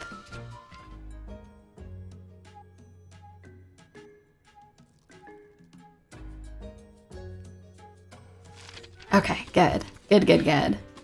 Oh my gosh, here's the thing. So, I have so much sympathy for you Dutch folks. It is, I have had some Dutch friends in the past, and I have listened to them speak, and I don't know, I feel like it is rough transitioning from Dutch to a lot of other languages, so I am so impressed. It's kind of like transitioning from, like, I know it's a little bit easier German to English. It's not perfect, obviously, but like some of the words are kind of similar. But yeah, no. Ooh, oh my gosh, Rocky did a lot of damage to that guy. All right, I'm gonna do the guard again here, and then I'm gonna have Rocky take care of this rabbit trouser. Good, okay, I'm glad that the sound and video are good. If you ever gets lost, the Dragon King should just follow the trail of unconscious monsters. It's true. All right, I'm actually gonna change which quest we have active just so that we can see. I think, let's select the Worried Blacksmith. Okay. Yeah, so the Worried Blacksmith is up over here, which isn't too far from us. And then where is our other quest here? The Gourmand's Dream, I think should be in a similar area. Okay, it's a little further up the way. Sounds good. So we will go do both of those here. I think we're doing good on health, so we're gonna keep going. Got the Dragon King in the background there. All right, we'll go up this way. Yeah, I've heard, yeah, honestly, every Dutch person who I've ever known has been, like, better at English than me. So, I am just mad impressed. Honestly, so I know I'm talking in English. I know a lot of you, English is your second language. So if anything, I don't know, I try to speak relatively clearly just so that it's understandable to people, but if there's ever anything that doesn't make sense, or if I'm speaking too quickly, you're always more than welcome to let me know. All right, so let's go. We're gonna attack these mice here.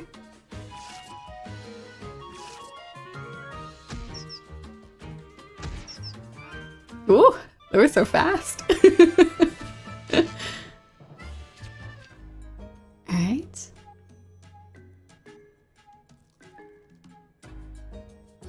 Oh my gosh. gosh, yeah. Well, I guess, fun history of colonialism. So I know that there's a lot of regions throughout the world that have been colonized by different places. And it's always kind of interesting to see like which languages people speak, depending on which country colonized them a long time ago. But yeah. No, I've heard that as well, that, is it, oh geez, I'm probably gonna butcher the pronunciation of this. I think is it Afrikaans? Has Dutch and German influences. And I think that is because the area that language is spoken was primarily Dutch controlled for a long time. Yeah, colonialism, super, super great. Oh my word. Oh! I didn't go this way before. I don't know. I only know what I know, but I try to pass along whatever it is that I can. I don't know. I feel like after being underground for so many years, I kind of try to do my best to learn as much about the world as possible, because I think it's good. Obviously you're never going to know everything, but I think it's good just to know different stuff about the world that we live in. Colonial history, PowerPoint 1. Oh god. So I end up getting kind of on like an interesting rant, I guess, tangent discussion in the lore archive video about the politics of Kibotos. And it did make me think that I don't know that I will ever do necessarily like a history thing. I think there's other people who do an excellent job with that, but oh my gosh, that flame slash just does so much damage. Oh my word. Ooh. The toxic toad. Let's ooh. I think I'm actually gonna have Rocky go for the rabbit trouser against my better judgment. Okay, we're all right. Let's focus down. I think I'm going to hit rabbit trouser, and then I'm going to, yeah, no, it's a very funny looking toad. I like that it's got this big tongue that's just sticking out. Yeah, they actually heal themselves quite a bit though. And its speed has increased, I see. Alright, that's fine. We're going to keep hammering away at it. Yeah, I figure this will be a good way to level up Rocky. Because the place that Rocky lives is actually kind of dangerous, so we're gonna make sure that we're all nice and leveled up before we go there. I'd at least like to unlock Rocky's main skill before we head up. Alright, so Rocky is leveled up. That's good. I know the toad does know Dragon Dance. So I've gone over this way. Oh, actually, oh, there isn't much for us to do this way. We're actually gonna head back. I don't want to run into enemies that are too high level for us. Okay, we're going to focus down. Actually, I've got skill points available, so let's go ahead and flame slash that. No, don't sweat it at all. I really appreciate you stopping by for the stream. Like, seriously. I know it's pretty late in, like, especially Asia. It's really late in a lot of those areas, so please don't feel like you have to hang out. You can absolutely check out the VOD later. My plan actually on Tuesday this next week, I'm going to be streaming a little bit later in the afternoon my time, so it should be a little better for those of you in Asia if you're able to stop by. But I know that's a weekday, so yeah, I just ended up having some time this next Tuesday just to hang out and stream more of this game, so.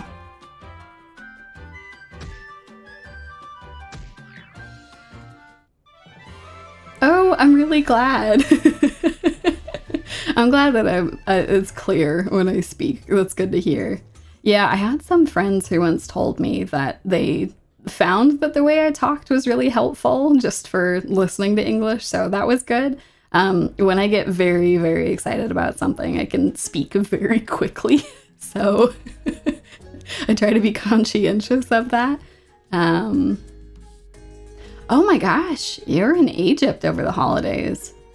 I hope the weather was all right over there. I'm sure it was a lot warmer than a lot of areas. That being said, I know in Australia it's technically summertime this time of year, so it's not winter everywhere.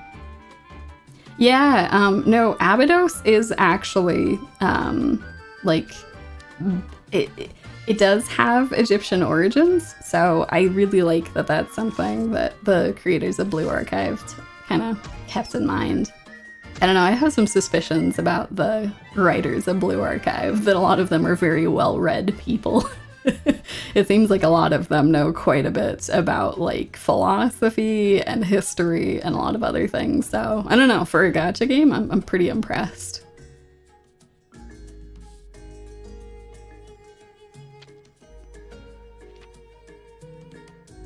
Oh no, it's 2 a.m. where you're at. Oh gosh, okay. Well, please get some rest soon. I know that it's I guess a Sunday now technically where you're at, so I don't want you all to stay up too late. But I'm glad it's nice. Yeah, I always think it's funny, like every single language always has different regionalizations. So in English, like a lot of like the big like well-known things are, so you've got American English, but even then,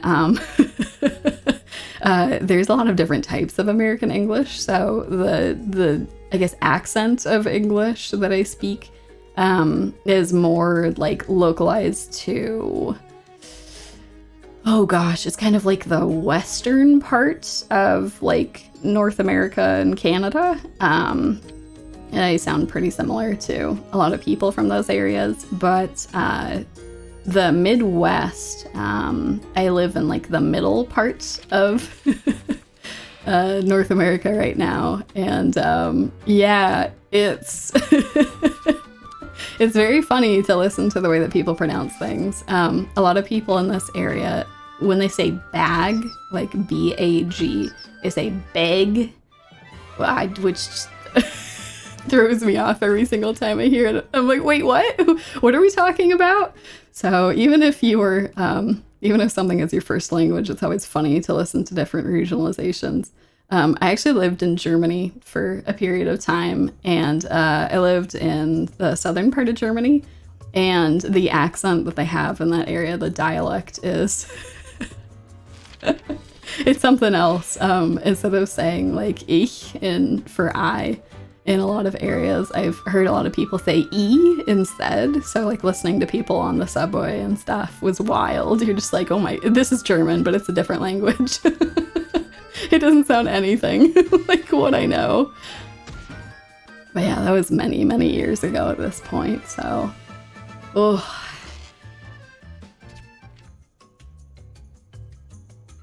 Yeah, I know. It's kind of wild. So, like, for the period of time that I think most people watching will have been alive, for the entirety of my life, Germany has been like one unified country, but that was not the case for many, many years. And it's kind of wild because at this point in time, I'm just checking really quick. Where is this monster? Oh, it was back in the last area. Whoops, let me run back there. We're trying to collect some dry wood, so let's go back and collect that. Oh, welcome to the stream.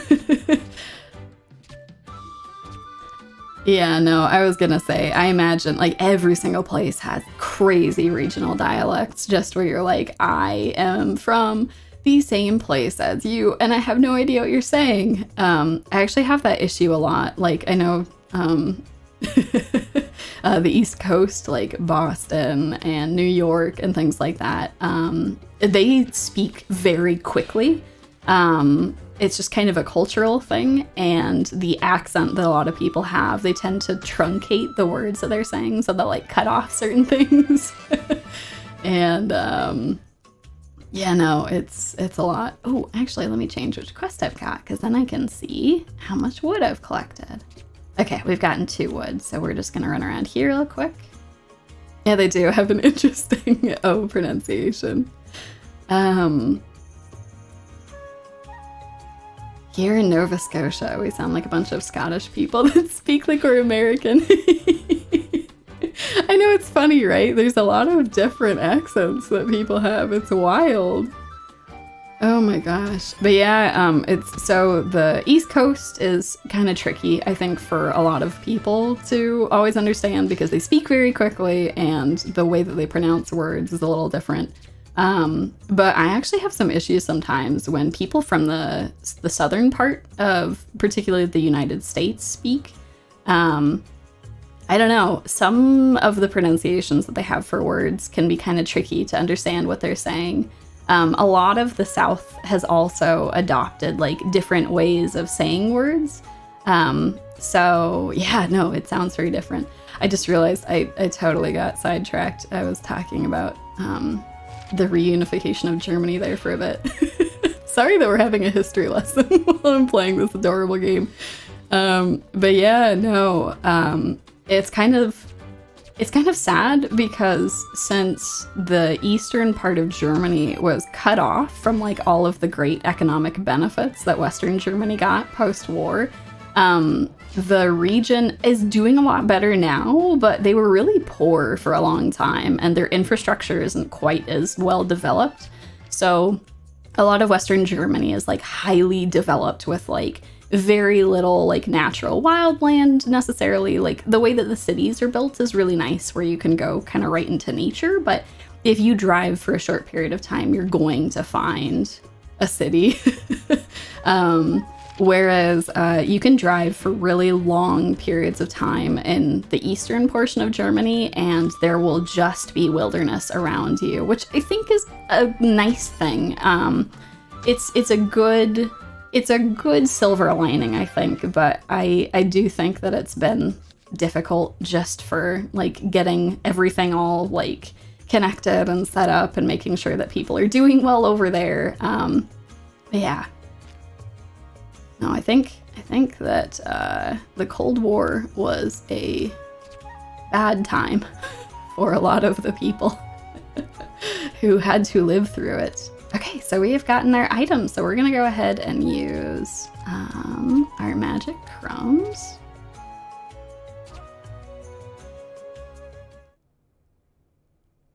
All right, so we got this. So we're gonna go and return some of this stuff. So we're gonna go talk to Nathan first.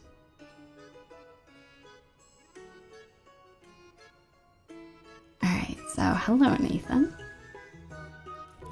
Oh my, this rock chocolate is the really dealy. I can't believe you actually brought it for me. So this is the rock chocolate. It's the first time I've seen it. Oh, it looks like any old rock. Yes, I do have a pot on my head. You is very adorable. What are you saying? This scent. This is an exquisite chocolate. Oh, I can't bear it anymore. I'm digging in. Come on, you two, have some. It's not every day we get a chance like this. Oh, that's so sweet of Nathan to share the chocolate. Really? Are you sure? Thank you.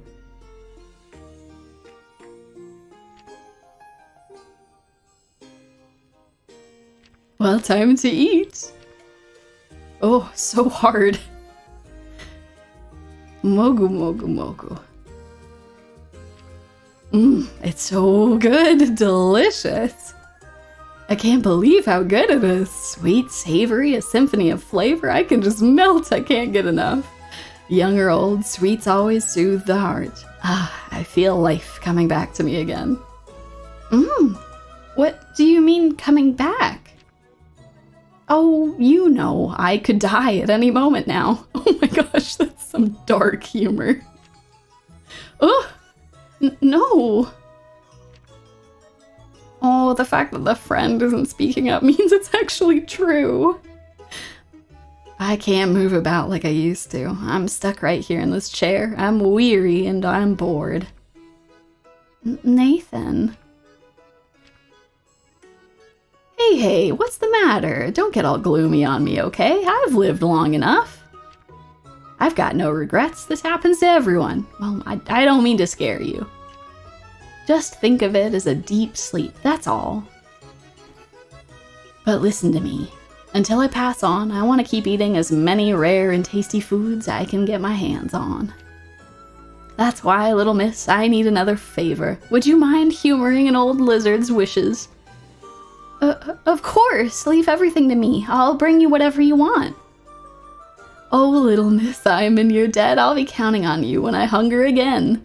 Oh, right. Here's your reward for my last meal, for doing all to feed me. Nathan is very pleased. Thanks, Nathan. Let me know when you're hungry again. Oh, the sweater is very comfy. Real talk, I am, as a snake, very cold all the time. It actually freaks Bear out sometimes, because with his polar bearness, that dude just is like a permanent space heater, so it actually works out pretty well, but sometimes I'll come up to give him a hug and he'll be like, what did you do? You're ice cold. And I've just been sitting in my office the whole time, existing passively. We like check the thermostat. It's plenty warm inside.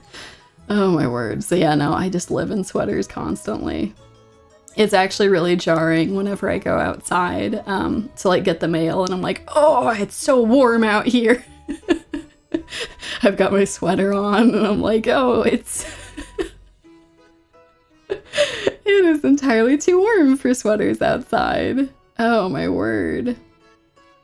Yes, and thank you. I know you all have been like sending a lot of awesome stuff and I apologize that I've missed some of your comments here, but yeah, I did see, Salamur, you're talking about Nova Scotia.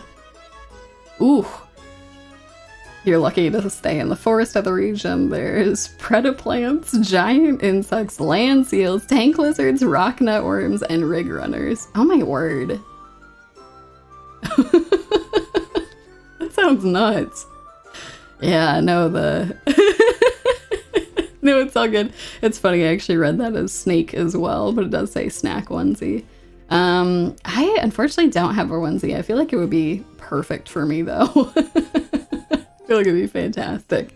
And then here we are. We're returning the wood to our sheepsmith here. We brought 3 bundles of dry wood. Here is your reward. Please take it. I'm truly sorry for making you do this to me, for me out of the blue, young lady. It was nothing. I'm helping others who are in need right now. So if you ever run into trouble again, just let me know. What a wonderful girl. Oh yes, that reminds me. Idea is an inventor who lives nearby. He seemed to be having trouble with something or other. As intelligent as he is, he has a habit of overthinking things.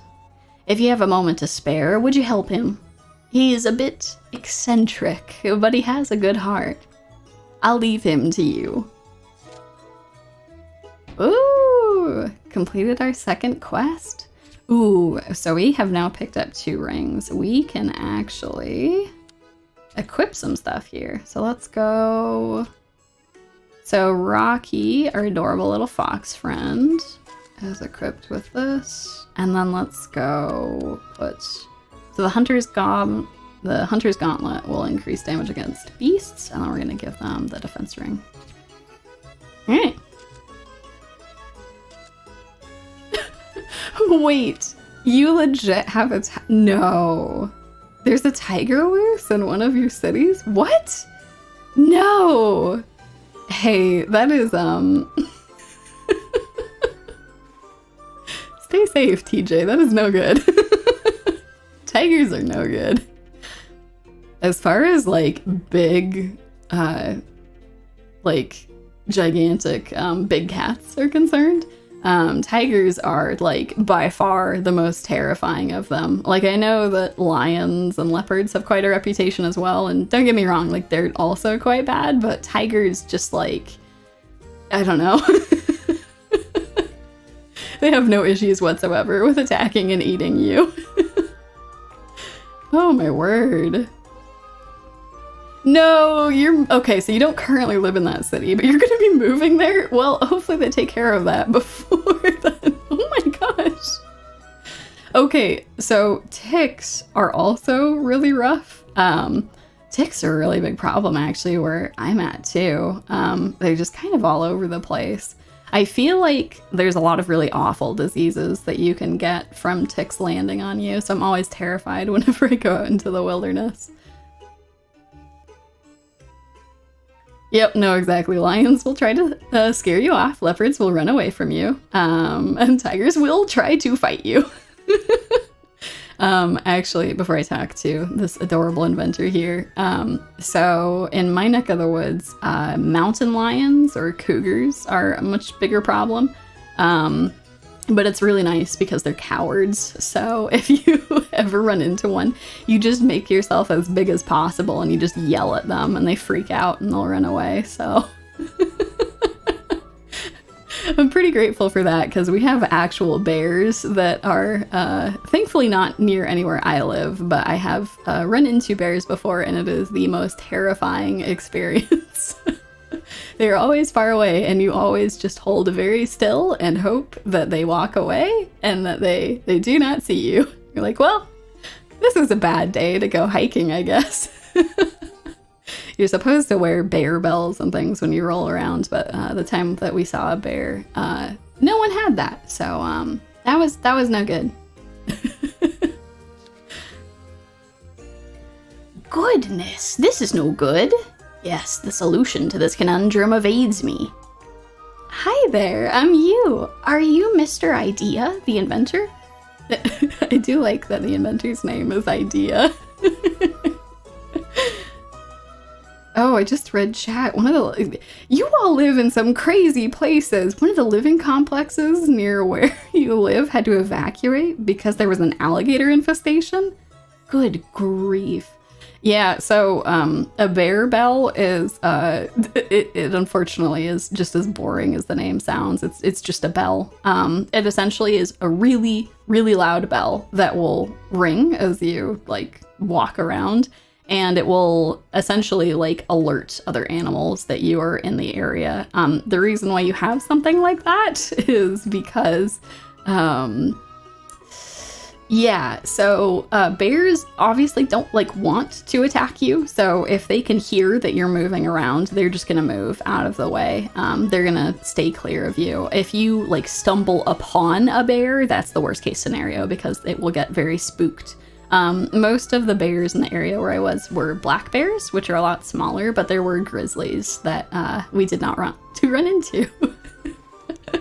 Grizzly bears are very mean and they do not like it when you bump into them. So, yeah. No, I was gonna say, Razgriz, I think you're not in Florida, right? You're in Brazil? Isn't that right? Oh my gosh. I feel like y'all, I apologize that you have to deal with gators and tigers and all this stuff. Oh my word. Well now, isn't this a rare sight? Indeed it is. I, Idea, inventor extraordinaire. Then are you in trouble? Now, what business do you have with the one and only Idea? Well, I heard from the blacksmith that, genius inventor might need some help. Quite right. I've got a complete disaster on my hands. You see, I'm reduced to grasping at straws. What's troubling you so much?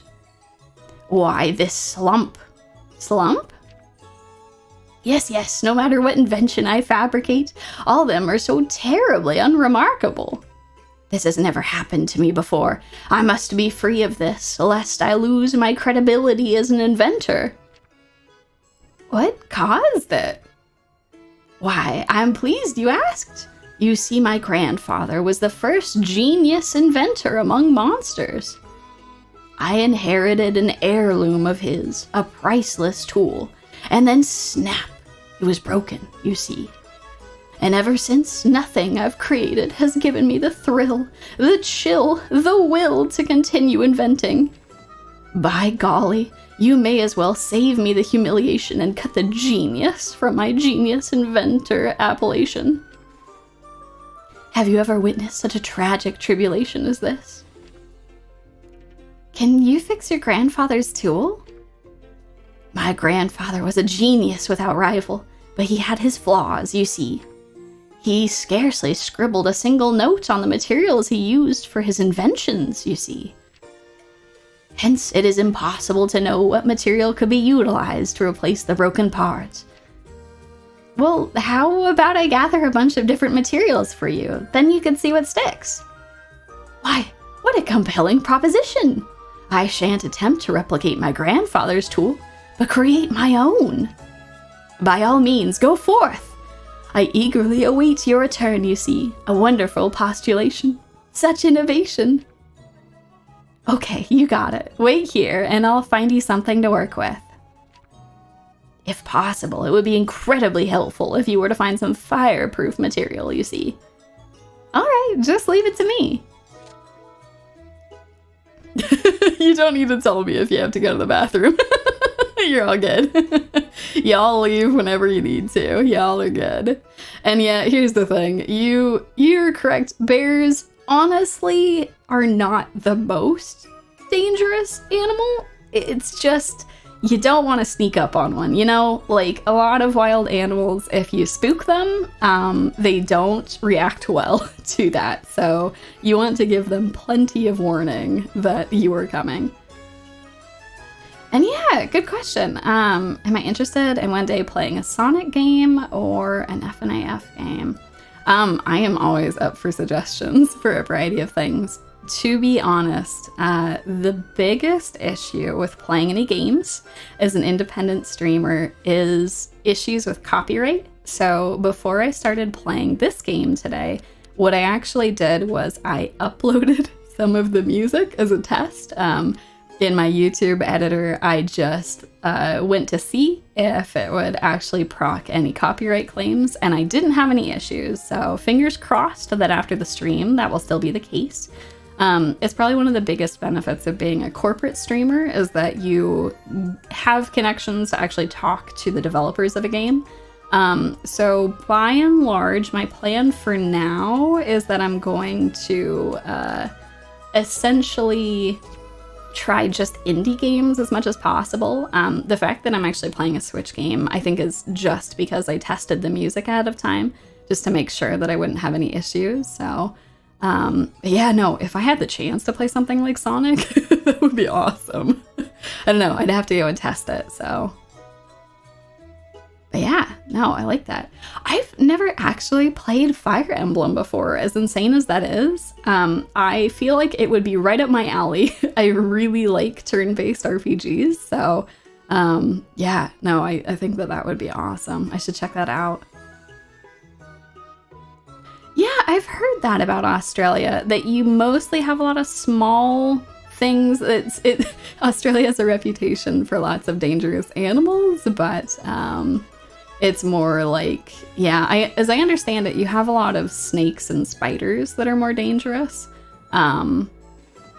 But I've also heard like a variety of things about Australia. Y'all have some really hot temperatures that you have to deal with. I think right now too, it's summer there, isn't it? I heard that it's really warm there right now.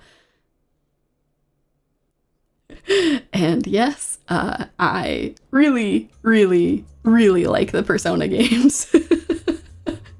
Like a lot. So I say that I have only played, so far I have played Persona 5 and Persona 4. Of the two, oh, it's hard. Persona 5 is obviously like so well refined with the mechanics and with the world and with the visuals. I think the story is a little better in Persona 4, like the character stories. I've got some quibbles about how the creators of Persona are just like firmly opposed to like the existence of gay people, for lack of a better word, and they kind of bungle that a little bit with Persona 4, but I still really like the game quite a bit. I'd probably just recommend like a modded version of the game to cut out some portions of it that don't really contribute as much to the plot, and that are like the weakest writing portions. But yeah, I definitely say like if anyone is ever interested in a Persona game, I probably would still recommend Persona 5 because it's just really clean. The gameplay is really solid. The world is gorgeous. The music is amazing. It's just fantastic. So yeah, I just hope that at some point the writers of Persona will let me have I don't know. I feel like all the time the only love interests that you ever get are like honestly a really fantastic group of well-written girls in the game. But in Persona 5, I was very upset that I couldn't date Ryuji. Ryuji was the best. I loved him. He was like the best. Like, oh, he was so awesome. And I'm like, can him and Joker just be together? Like, he's best girl. Can I date him, please? Why won't you let me date him? I don't know. Maybe I'm just alone in that. I know, right? I'm gonna be gay for Ryuji too. Come on. Let me have Joker and Ryuji be together, please. Please. I don't know. Bear makes a solid point that like Ryuji is just like the most solid best friend, and like it's probably fine that you can just have like a very good friendship between the two of them, but like I don't know, man. I want the two of them to be together. Yeah, no, if you've never played Persona, I would... So here's the thing. Rocky finally gained the skill. So yeah, Persona's good. The only caveat that I would give is that it's a very, very long game. And if you're anything like me, you will become addicted to it and kind of just play it. So yeah, but it is very good. I would highly recommend starting with Persona 5 if you're gonna start with any of them. But yeah, bye Salamur. I'm glad that you're able to stick around and hang out. Let's see, where are we going? Nothing is more gay than two straight guys. Oh my gosh. Well, I mean, the dialogue options and everything. You're just like, why can I not be with them? I promise I'll stop talking about how I want Joker and Ryuji to be gay for each other, but you can tell that I've got some very strong feelings about this after playing. I kept checking through the options. I'm just like, surely they wouldn't let me not be able to date the best character in this game. But alas. It was not to be. Oh my word. Wait, you met the English VA for Ryuji? Holy cow, that's awesome. I actually really like the English dub quite a bit for the game. I think it's quite good. Oh, I've actually got... Okay, so we're going to try this charge ability. So this is Rocky's new ability. It supposedly has a little bit of recoil, but I've never found it to be an issue. So we're gonna hit the first rabbit trouser with you, and then Rocky is gonna finish up with this skill. or Rocky will just immediately drop the character. Holy cow, that was a lot of damage. All right, Rocky, let's go attack this rabbit trouser here. I'm so glad that y'all are enjoying yourselves. You know, it's kind of sad. So I feel like I tend not to watch a lot of streams live, just for a variety of reasons. They're not at good times for me to watch. And at other times, like, it's kind of tricky with like how fast chat is going. Like, I feel like a lot of the big like corporate streams, like, Hololive and Nijisanji, the streams move so fast. Like, I don't know how you can ever read anything that's in chat there. But yeah, no, I kind of feel like y'all have been awesome, just like hanging out and talking the whole time. So I don't know, I sure appreciate it, because like I want this to be fun for us all to hang out and talk and stuff. So yeah, I think that is like the biggest benefit of small channels, is just that like it's much easier just to actually talk with people. But I don't know, I feel like there is something to be said for like having a good community too. Like, y'all have been really awesome. And I feel like, oh no, this toxic toad is just like speeding up here. But yeah, no, we're gonna take out this toxic toad down here. Yeah, so here's the thing. I say this as a fan of Hololive and of Nijisanji. Hololive has this problem a lot more than Nijisanji does, from what I found, but for whatever reason, I don't know, sometimes the chats of corporate streams can get really unhinged really fast. I feel like it's very difficult to moderate something of that level, but for whatever reason, I don't know, I wish that HoloLive would help to encourage or like provide staff who could help moderate their chats, because it goes so fast. People will spam stuff, people will put in inappropriate things in chat that the streamer then feels obligated to respond to. Oh no, I appreciate that. No, here's the thing. I feel like even if I like get a bigger channel, like, I don't know, I feel like it's still like good just to have like a fun chill atmosphere. Oh, actually, wait, hold on. So based on placement, I'm actually gonna flame slash the bottom one instead and then charge these 2 top ones. So some of the streamers with Niji Sanji actually do hire moderators, which I think is very smart. I think that is good if you've got a really gigantic channel like that. For some reason, that culture is less prevalent with HoloLive streamers. I don't know if it's a thing with management where they just aren't encouraging people to do that, or if it's a thing where the streamers themselves just like it's difficult to hire someone. HoloLive has more of like an idol culture, and so like I don't know if that would be a little more tricky. Actually, speaking of HoloLive, Ina actually had a moderator for a really long period of time.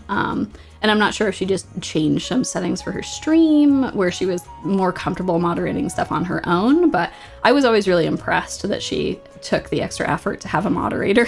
I thought that was very smart to do that. Yeah, thank you. You actually, TJ, you hit the nail on the head with the exact point that I was going to make, which was that the biggest issue for corporate streamers is that they explode immediately, right? Like, even the smaller ones, you will have like 50,000 people who are subscribed to your channel, and building up a culture within the people who watch you. I say building up like it's a like it's a thing you're manually doing. Yeah, but like trying to like steer the culture in particular ways or like encourage different things is a lot harder. I'm really impressed with the people who are able to do that pretty effectively. Let's see, I'm actually gonna buy some stuff really quick from the shop. Let's buy, I think, that's right.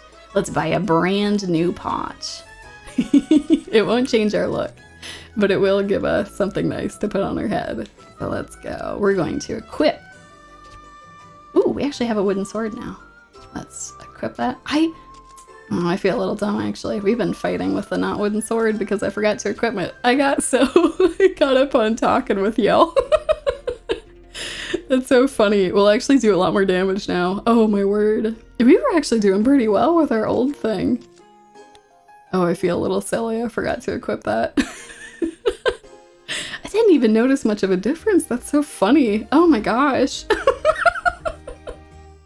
How did I forget to equip that? I think I don't know. I just thought that I had it equipped already. Oh my word. Anyway, we have a brand new pot. We actually have the sword now. But yes, so for really big streamers, like if you explode that quickly, it's crazy. Like, how are you supposed to, like, I don't know. You're gonna get a lot of people who are there who are going to make questionable comments. You're going to get some people who, you know, yeah, are just like not engaging in good faith with it. Yeah, that's the thing. So the trade-off with Niji Sanji is that the streamers are a lot more unfiltered, which I like both HoloLive and Niji Sanji equally for different reasons. But the community of Niji Sanji, yeah, it's a little different. HoloLive really does lean into like the heavy idol culture. So people are like really into the different talents and kind of do, oh yeah, that's right. So we're gonna go give this to Idea. Whereas Niji Sanji, the talents are like, by being more unfiltered, I do think their chats can sometimes get unfiltered. Yeah, so Niji Sanji and HoloLive are the two biggest corporate VTuber companies. they're huge. Like, they have a ton of talents, both on the Japanese English side. They also have Indonesian talents. And yeah, no, it's just tremendously crazy. Yeah, no, weaker sword. It is like training with weighted armor. I'm gonna be like Rock Lee, and I'm just gonna go actually smash people now. It's gonna be great. All right, let's talk to Idea here really quick. Goodness, I've never seen a strange incombustible material quite like this before. I've been inspired. The gears of my head are turning, churning out new ideas, you see. My heart is beating faster than I can think. Now, without further ado, insert this idea into the damaged part in the socket, pass it through here, then plug it into this. To regulate the balance, I'll adjust the latch and then... presto, it's done! I've finished it, you see. Quickly now, let's run some tests. With the remaining materials, I'll create an accessory for my lovely benefactor, Miss Yu. Huh? Are you sure? Yes, I, genius extraordinaire, will make you an accessory that will make all others look like toys. Thanks! I wonder what it'll be. I can't wait. Now look here, this accessory is going to amplify Miss Yu's abilities. It's quite simple, really. We'll start here. This is where my genius comes in. A little embellishment never hurt. A swishy swish swish. Some finishing touches and a big squeeze, and done. How does it feel? Wow, it's amazing. I can feel the energy inside me. You really are a genius, Idea. You made this so fast. Of course I am. 'Twas a trivial task for my intellect, you see. What about your slump, Idea? Is it gone? Indeed it is. It was your assistance, your advice, and of course your kindness that paved the way. It's just my job. I'm trying to help whoever's in need of it. I'm glad I was able to help, Idea. Let me know if you need my help again. My, how noble of you. It's so touching. I'm at a loss for words, you see. You may also come to me whenever you find yourself in a twist helping others. There are no limits to the extent of my genius, you see. Whoa, really? That's comforting to know. Thanks, Idea. Yeah, I know. You're a genius, Idea. I do feel like the writers were giggling when they wrote that line. Think nothing of it. It's only fair. Do return to me with any problem that requires my intellect, you see.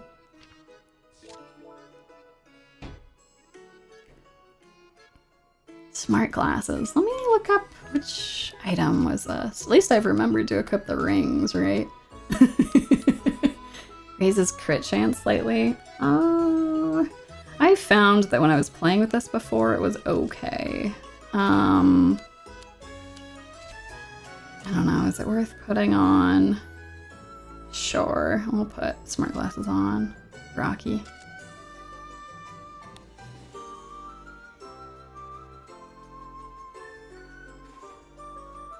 Yeah, so I see y'all have been talking about Niji Sanji and Hololive, and I completely agree with everything you're saying. I think that the drawbacks of the communities are exactly what you're talking about, insofar as Hololive is great with the like the fans get really excited about the talents, but I do think that there is a lot less room for a lot of the fans insofar as like the parasocial relationships that a lot of people have with Hololive is pretty bad.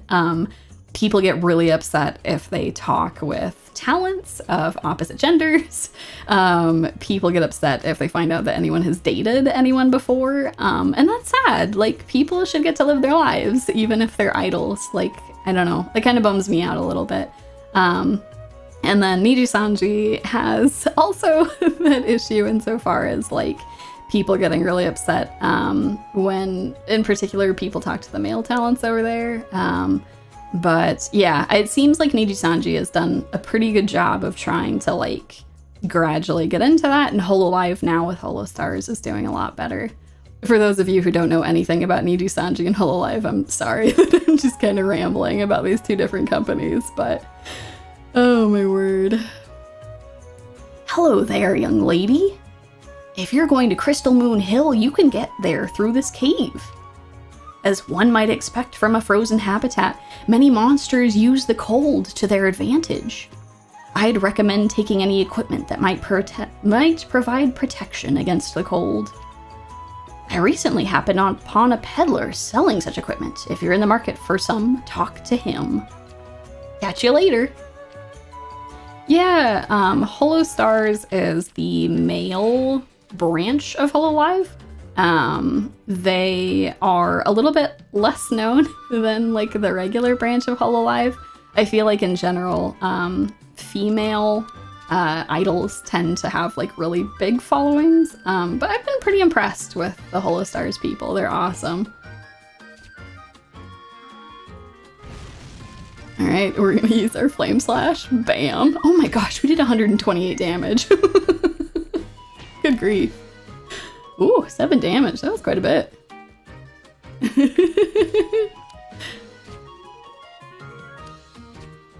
Let's see. Let's make sure that we take care of this Moss Toad.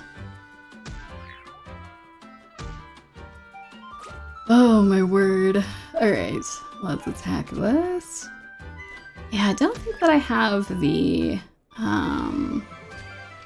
there's a ring that I can get, so that makes it so I don't take chilling damage. I don't think I have that, but I think that's fine. I'm guessing that I'll pick that up ahead, and if not, we're all right.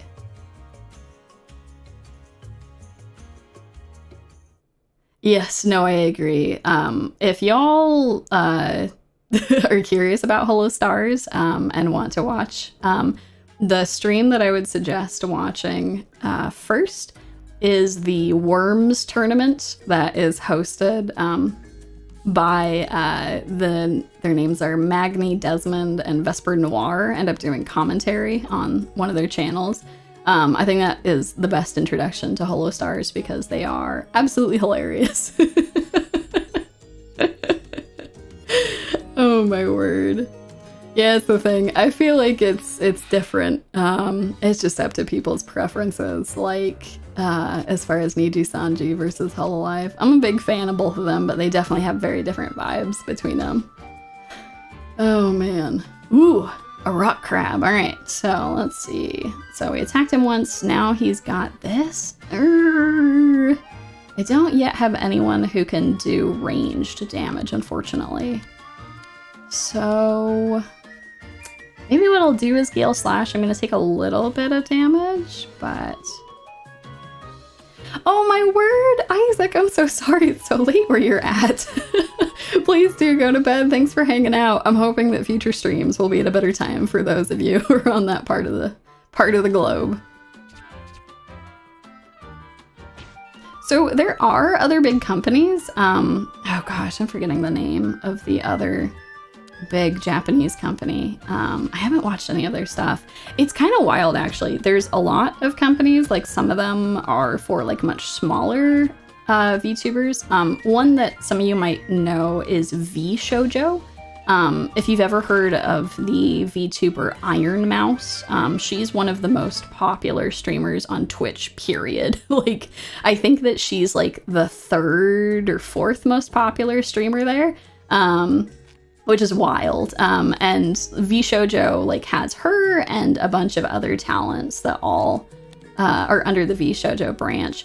I think VShojo is really fascinating because what they ended up doing is instead of having like avatars ahead of time for talents who they're then like picking who they want to serve there, VShojo lets people keep their old avatars, which is awesome. Yeah. Ooh, story. The cold terrain was always covered in snow and ice every day of the year. In the midst of severe weather, small monsters lived their daily lives huddled close together. The icicles that had formed at the top of a large crescent-shaped hill emitted a particular sound from being battered by the wind, earning it its name, Crystal Moon Hill. Oh, so this is Crystal Moon Hill. It's so pretty, but it's also way too cold. Brr. Oh, sad you. Crystal Moon Hill was covered in snow. Even the courageous you found it chilly. This is nothing. I got this. Brr. So, where do we go from here? Rocky mentioned the grandfather owl might know something about the blooming forest. Grandfather owl? The elder of the snow owls living deep in the Crystal Moon Hill, Rocky explained that Grandfather Owl was known for his wisdom. Great! He sounds like he'll know something. Let's go see him. You and Rocky began their trek through Crystal Moon Hill to meet the fabled Grandfather Owl. And yes, you are correct. V Shoujo is not a Japanese company. I might have accidentally been talking about it in association with the Japanese companies, but no, it is a North American company.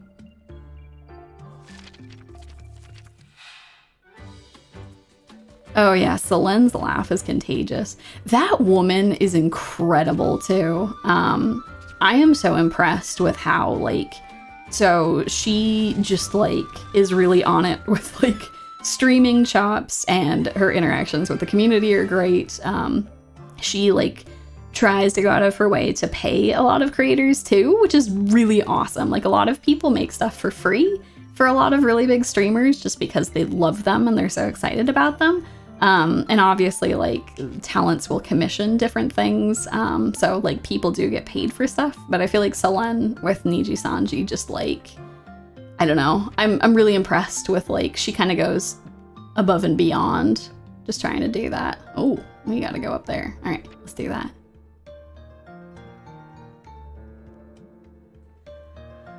Oh, gosh, I love the music in this game. Oh, this forest too is one of my favorite parts of the game. I just think it's really pretty here.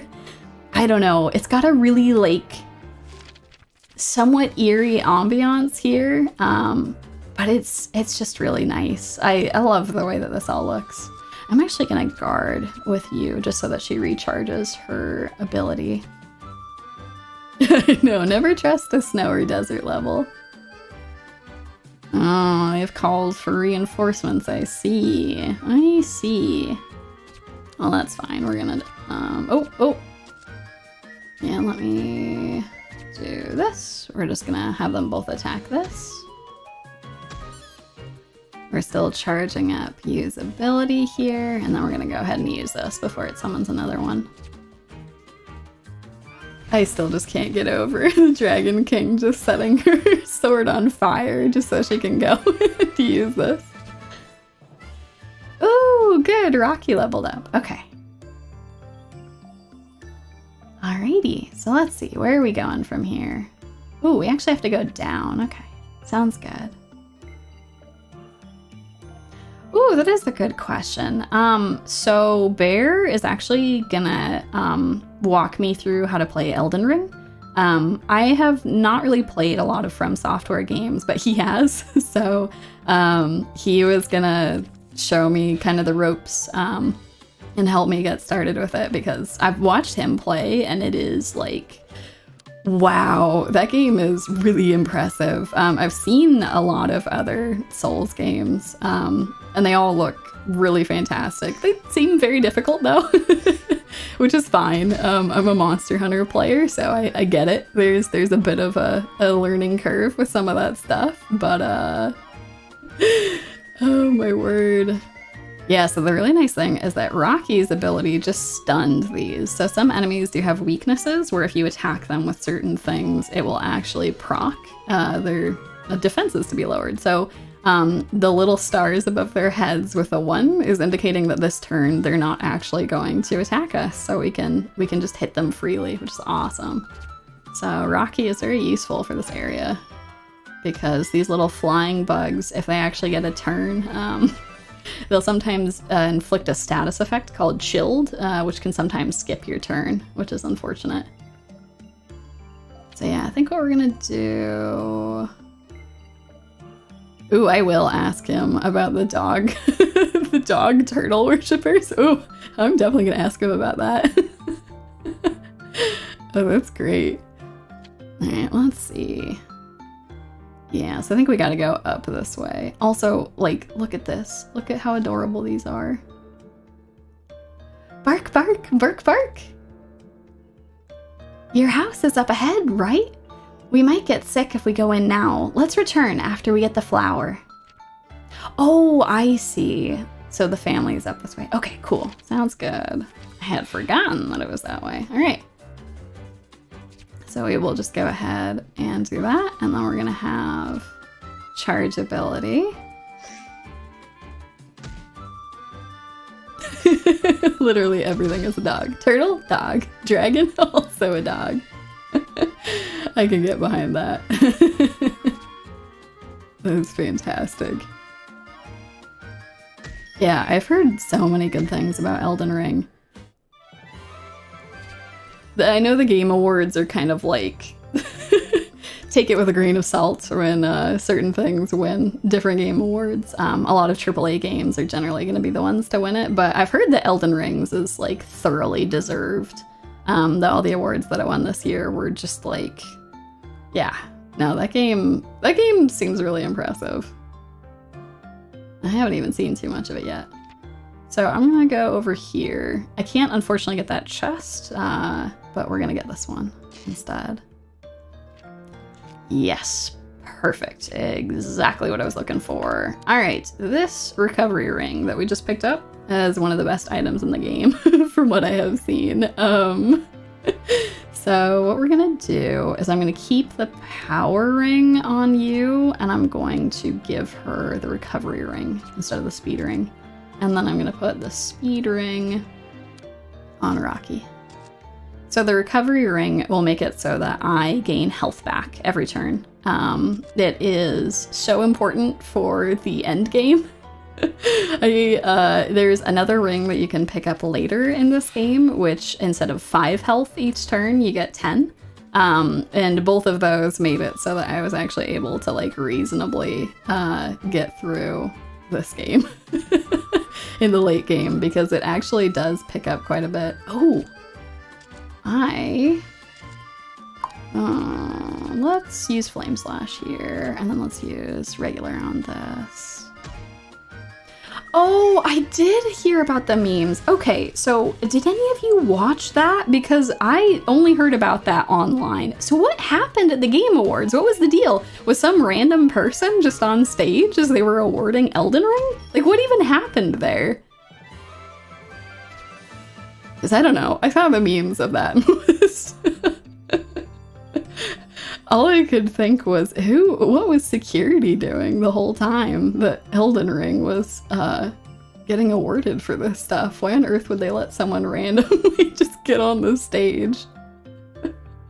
Okay, so they just showed up on stage and took the mic after he said thank you? What on earth? That's wild! Oh, phew, it's really, really cold. I can't believe you're okay with those clothes. The sheep is spitting the truth over here. I can't believe you is doing all right with the outfit she has. There's a snowstorm up ahead. You won't last like that. Grandfather Owl lives up north. He might share with you some of his great wisdom. So essentially what the sheep is saying is that we can't go to the right now, but we can go up. I didn't show it down there, but we couldn't go to the right down below either. That's wild. I cannot... Wait, what? I would like to... What? Man, I don't know. That is... Maybe I'm... Am I too old to understand what that's even referring to? What? What? I don't...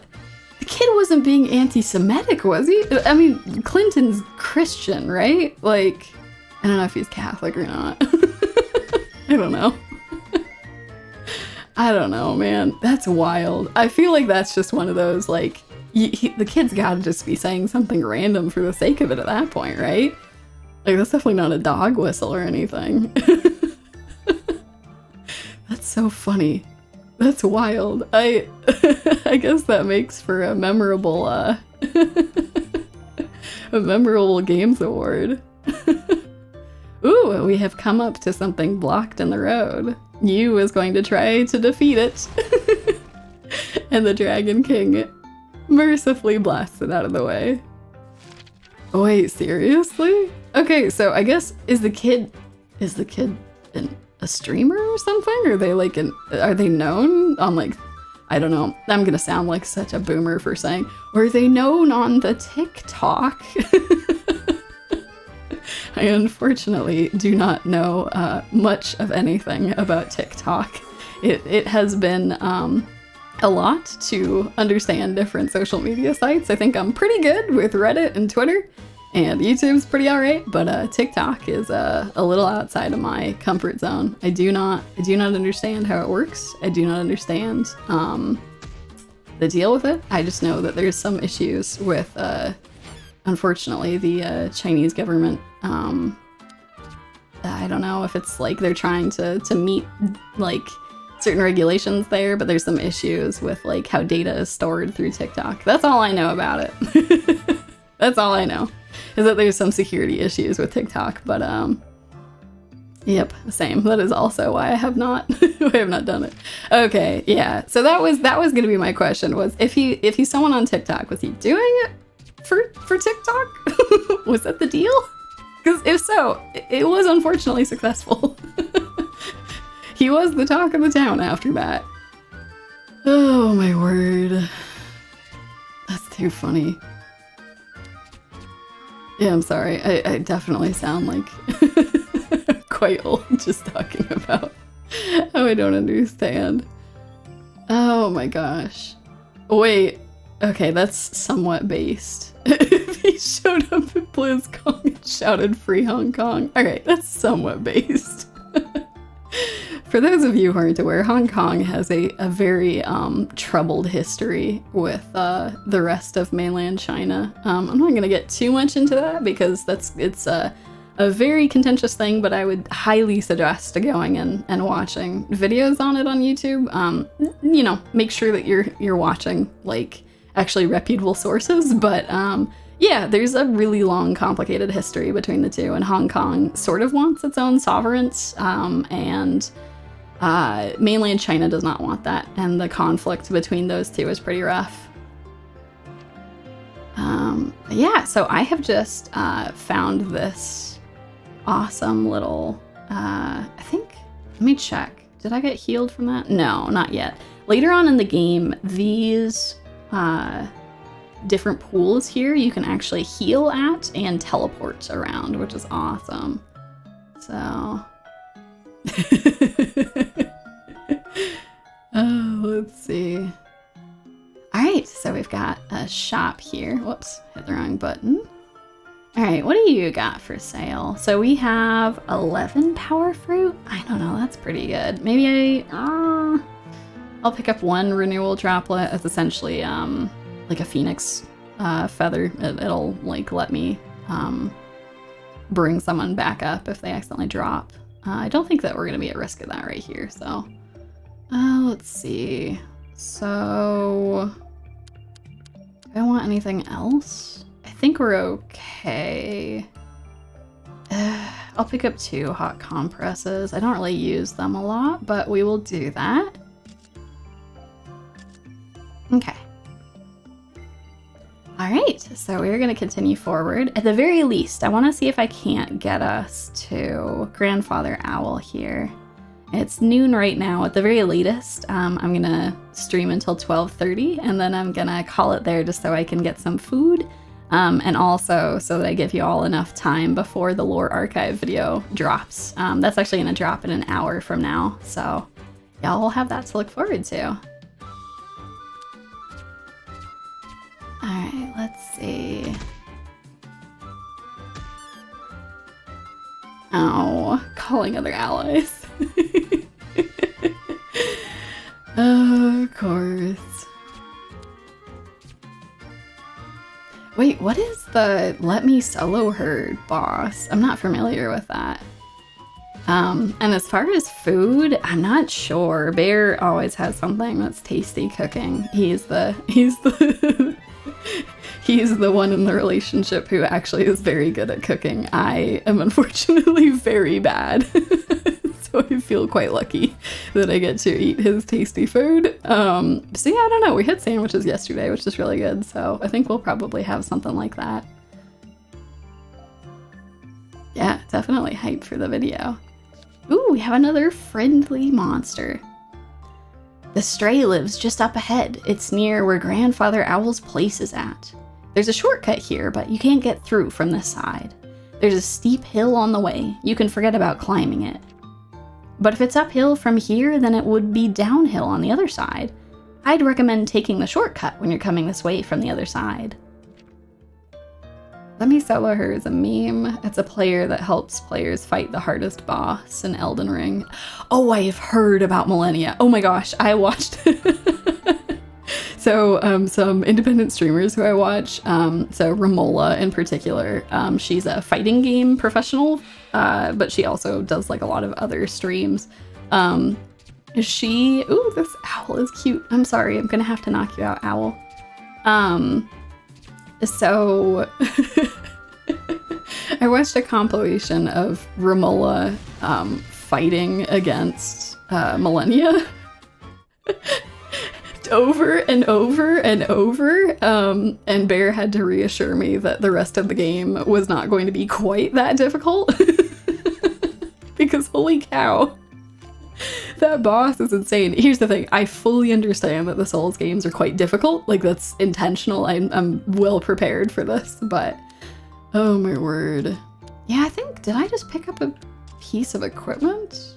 Yes, for Rocky. Durable cloth. Hey, I actually remembered to equip something for you all this time.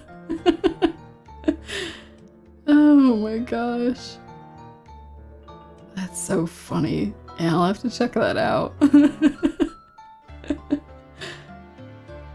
Oh god. This world is so gorgeous. So yeah, the Grandfather Owl is over there. We're gonna have to kind of like snake our way around here. Alrighty. Is Millennia really an optional boss? What? She seems super important. Dang. Oh my god, you did a daggers only run of Dark Souls? My condolences. That sounds really rough. I'm actually gonna have Yumi excuse me, I keep calling her Yumi. You can tell that I have some kinship for the main character of this game. I'm gonna have you guard just so that she can increase her skill points here. Alright.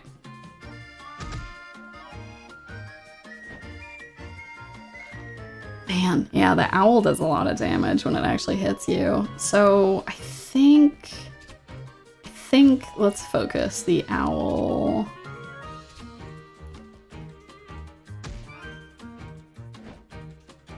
Yeah, after this, if Rocky doesn't level up, I'm gonna have to heal Rocky. Oh my gosh, there's so many! No, stop calling. You're all adorable, but I don't want to have to fight so many of you. Come on. Come on now. Alright, let's... I'm gonna check really quick. So let's have Flame Slash here, and then Rocky, can you hit... You can hit these two.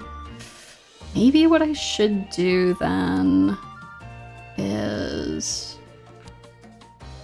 let's have you Flame Slash this Snow Raccoon, and then let's do charge on these two up here. Doing the hardcore gaming now. Yeah, I know. I love that they're called Hooties. It's so cute.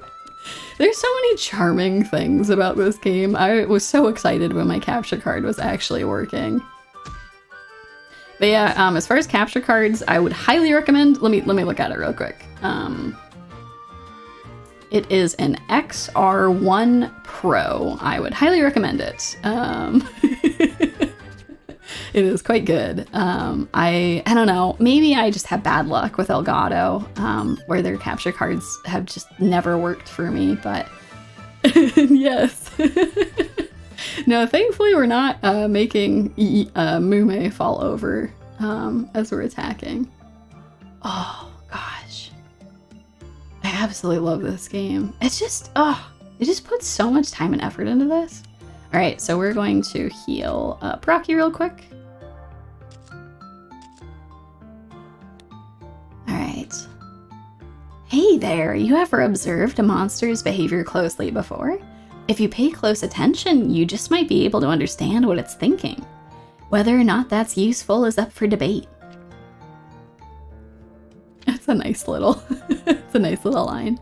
Ooh, we're really close to Grandfather Owl. Let's head over there. Yeah, no, this game is gorgeous. I absolutely love the music too. I've got the whole soundtrack. With the, I think it's called the Storybook Edition, is the collector's edition that I bought. It came with that, so. Ooh! You and Rocky had arrived deep in the hillside. Is he here somewhere? He should be, but Rocky said, restlessly looking around for any signs of the old owl. Just then, the two heard a hoot from the sky high above them. Raising their heads, they saw an old owl perched atop a tree branch. Oh, are you the Grandfather Owl? Aye, but you are a new face to me, young one. Grandfather Owl gazed at you, a curious look on his face. I'm you. It's nice to meet you, Mr. Grandfather Owl. I know it does have a mustache. And no, I haven't played the Liar Princess yet, but I am going to because I love this game. The pleasure is all mine, you. And you are Rocky of the Snow Fox tribe, are you not? It appears your family is in dire straits. And you? Rocky let out a yelp, explaining his current predicament to Grandfather Owl. I see. You seek Blooming Forest. You know where it is? Alas, I do not. These eyes have not laid upon such a sight. It is but a place of rumors, and yet I cannot deny Rocky's tale of the glowing petal that cured his ailment. If such a place did exist, there is only one place it may be found. Where? You leaned forward excitedly as Grandfather Owl continued his explanation.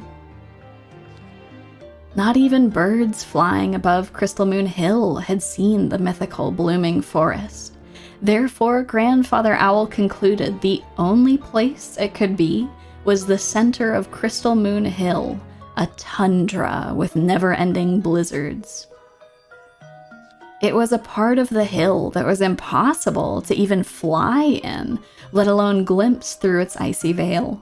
No one had stepped foot on its snowy pastures, thus making it the perfect enclosure for something as mysterious as the Blooming Forest, Grandfather Owl surmised. Be sure to take this with you. Finished with his explanation, Grandfather Owl handed you a coarse rock full of holes. Huh? What's this? It's so warm. Your clothing is not suited for the frost of this land. That rock contains the power to keep you warm. Take it with you.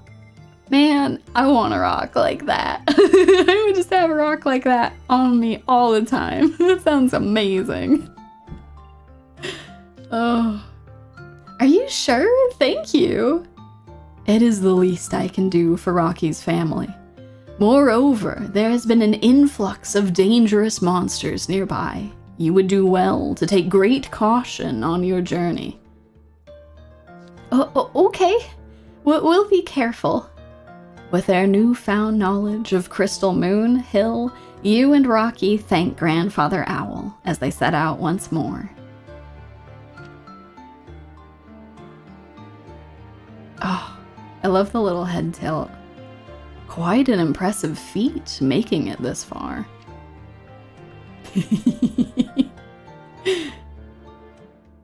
Alright, so let me look at the time here. So, we'd have to make it all the way down there.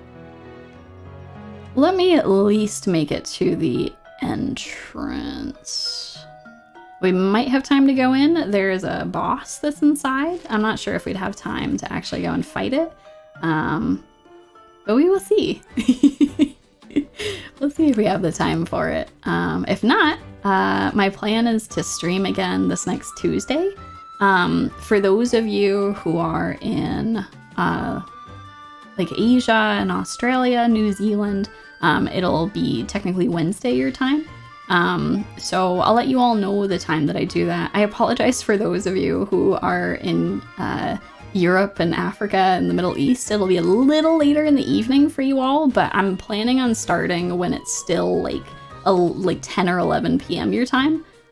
So at least it'll be kind of like a relaxing stream to check out right before you go to bed. So I still want to make sure that you all can actually hang out. No, the Ohio memes seem fantastic. Oh my word.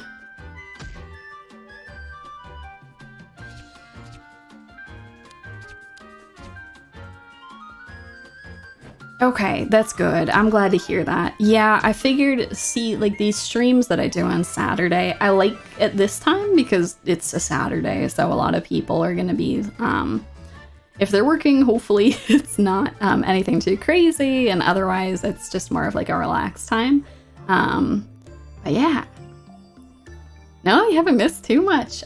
We met Grandfather Owl, who was very nice and gave us the best rock that has ever existed. It will keep us warm at all times. And yeah, let's see. Yeah, I think... Oh, actually looking at the time, I think what I am just gonna do is quickly grab this item over here. Yeah, I will post the time for the next stream on Twitter as well as in the community page for YouTube. So, because I know, like, obviously not everyone uses Twitter, so I don't want to, like, leave some of y'all hanging. I'm sorry, by the way, that it took me a while to actually let you know that this stream was happening. I got pretty caught up doing editing. And before I knew it, it was already pretty close to when the stream was going to be starting the next day. So I was like, oh no, I need to let people know that I'm actually streaming. So I'm sorry for the much later notice than I had intended with that. But yeah, I will try to give you all a good heads up before I'm going to be streaming on Tuesday. Ooh, gosh, that was a lot of damage. All right, I will attack that, and then I'm gonna have Rocky heal himself. Rocks are pretty cool, I agree.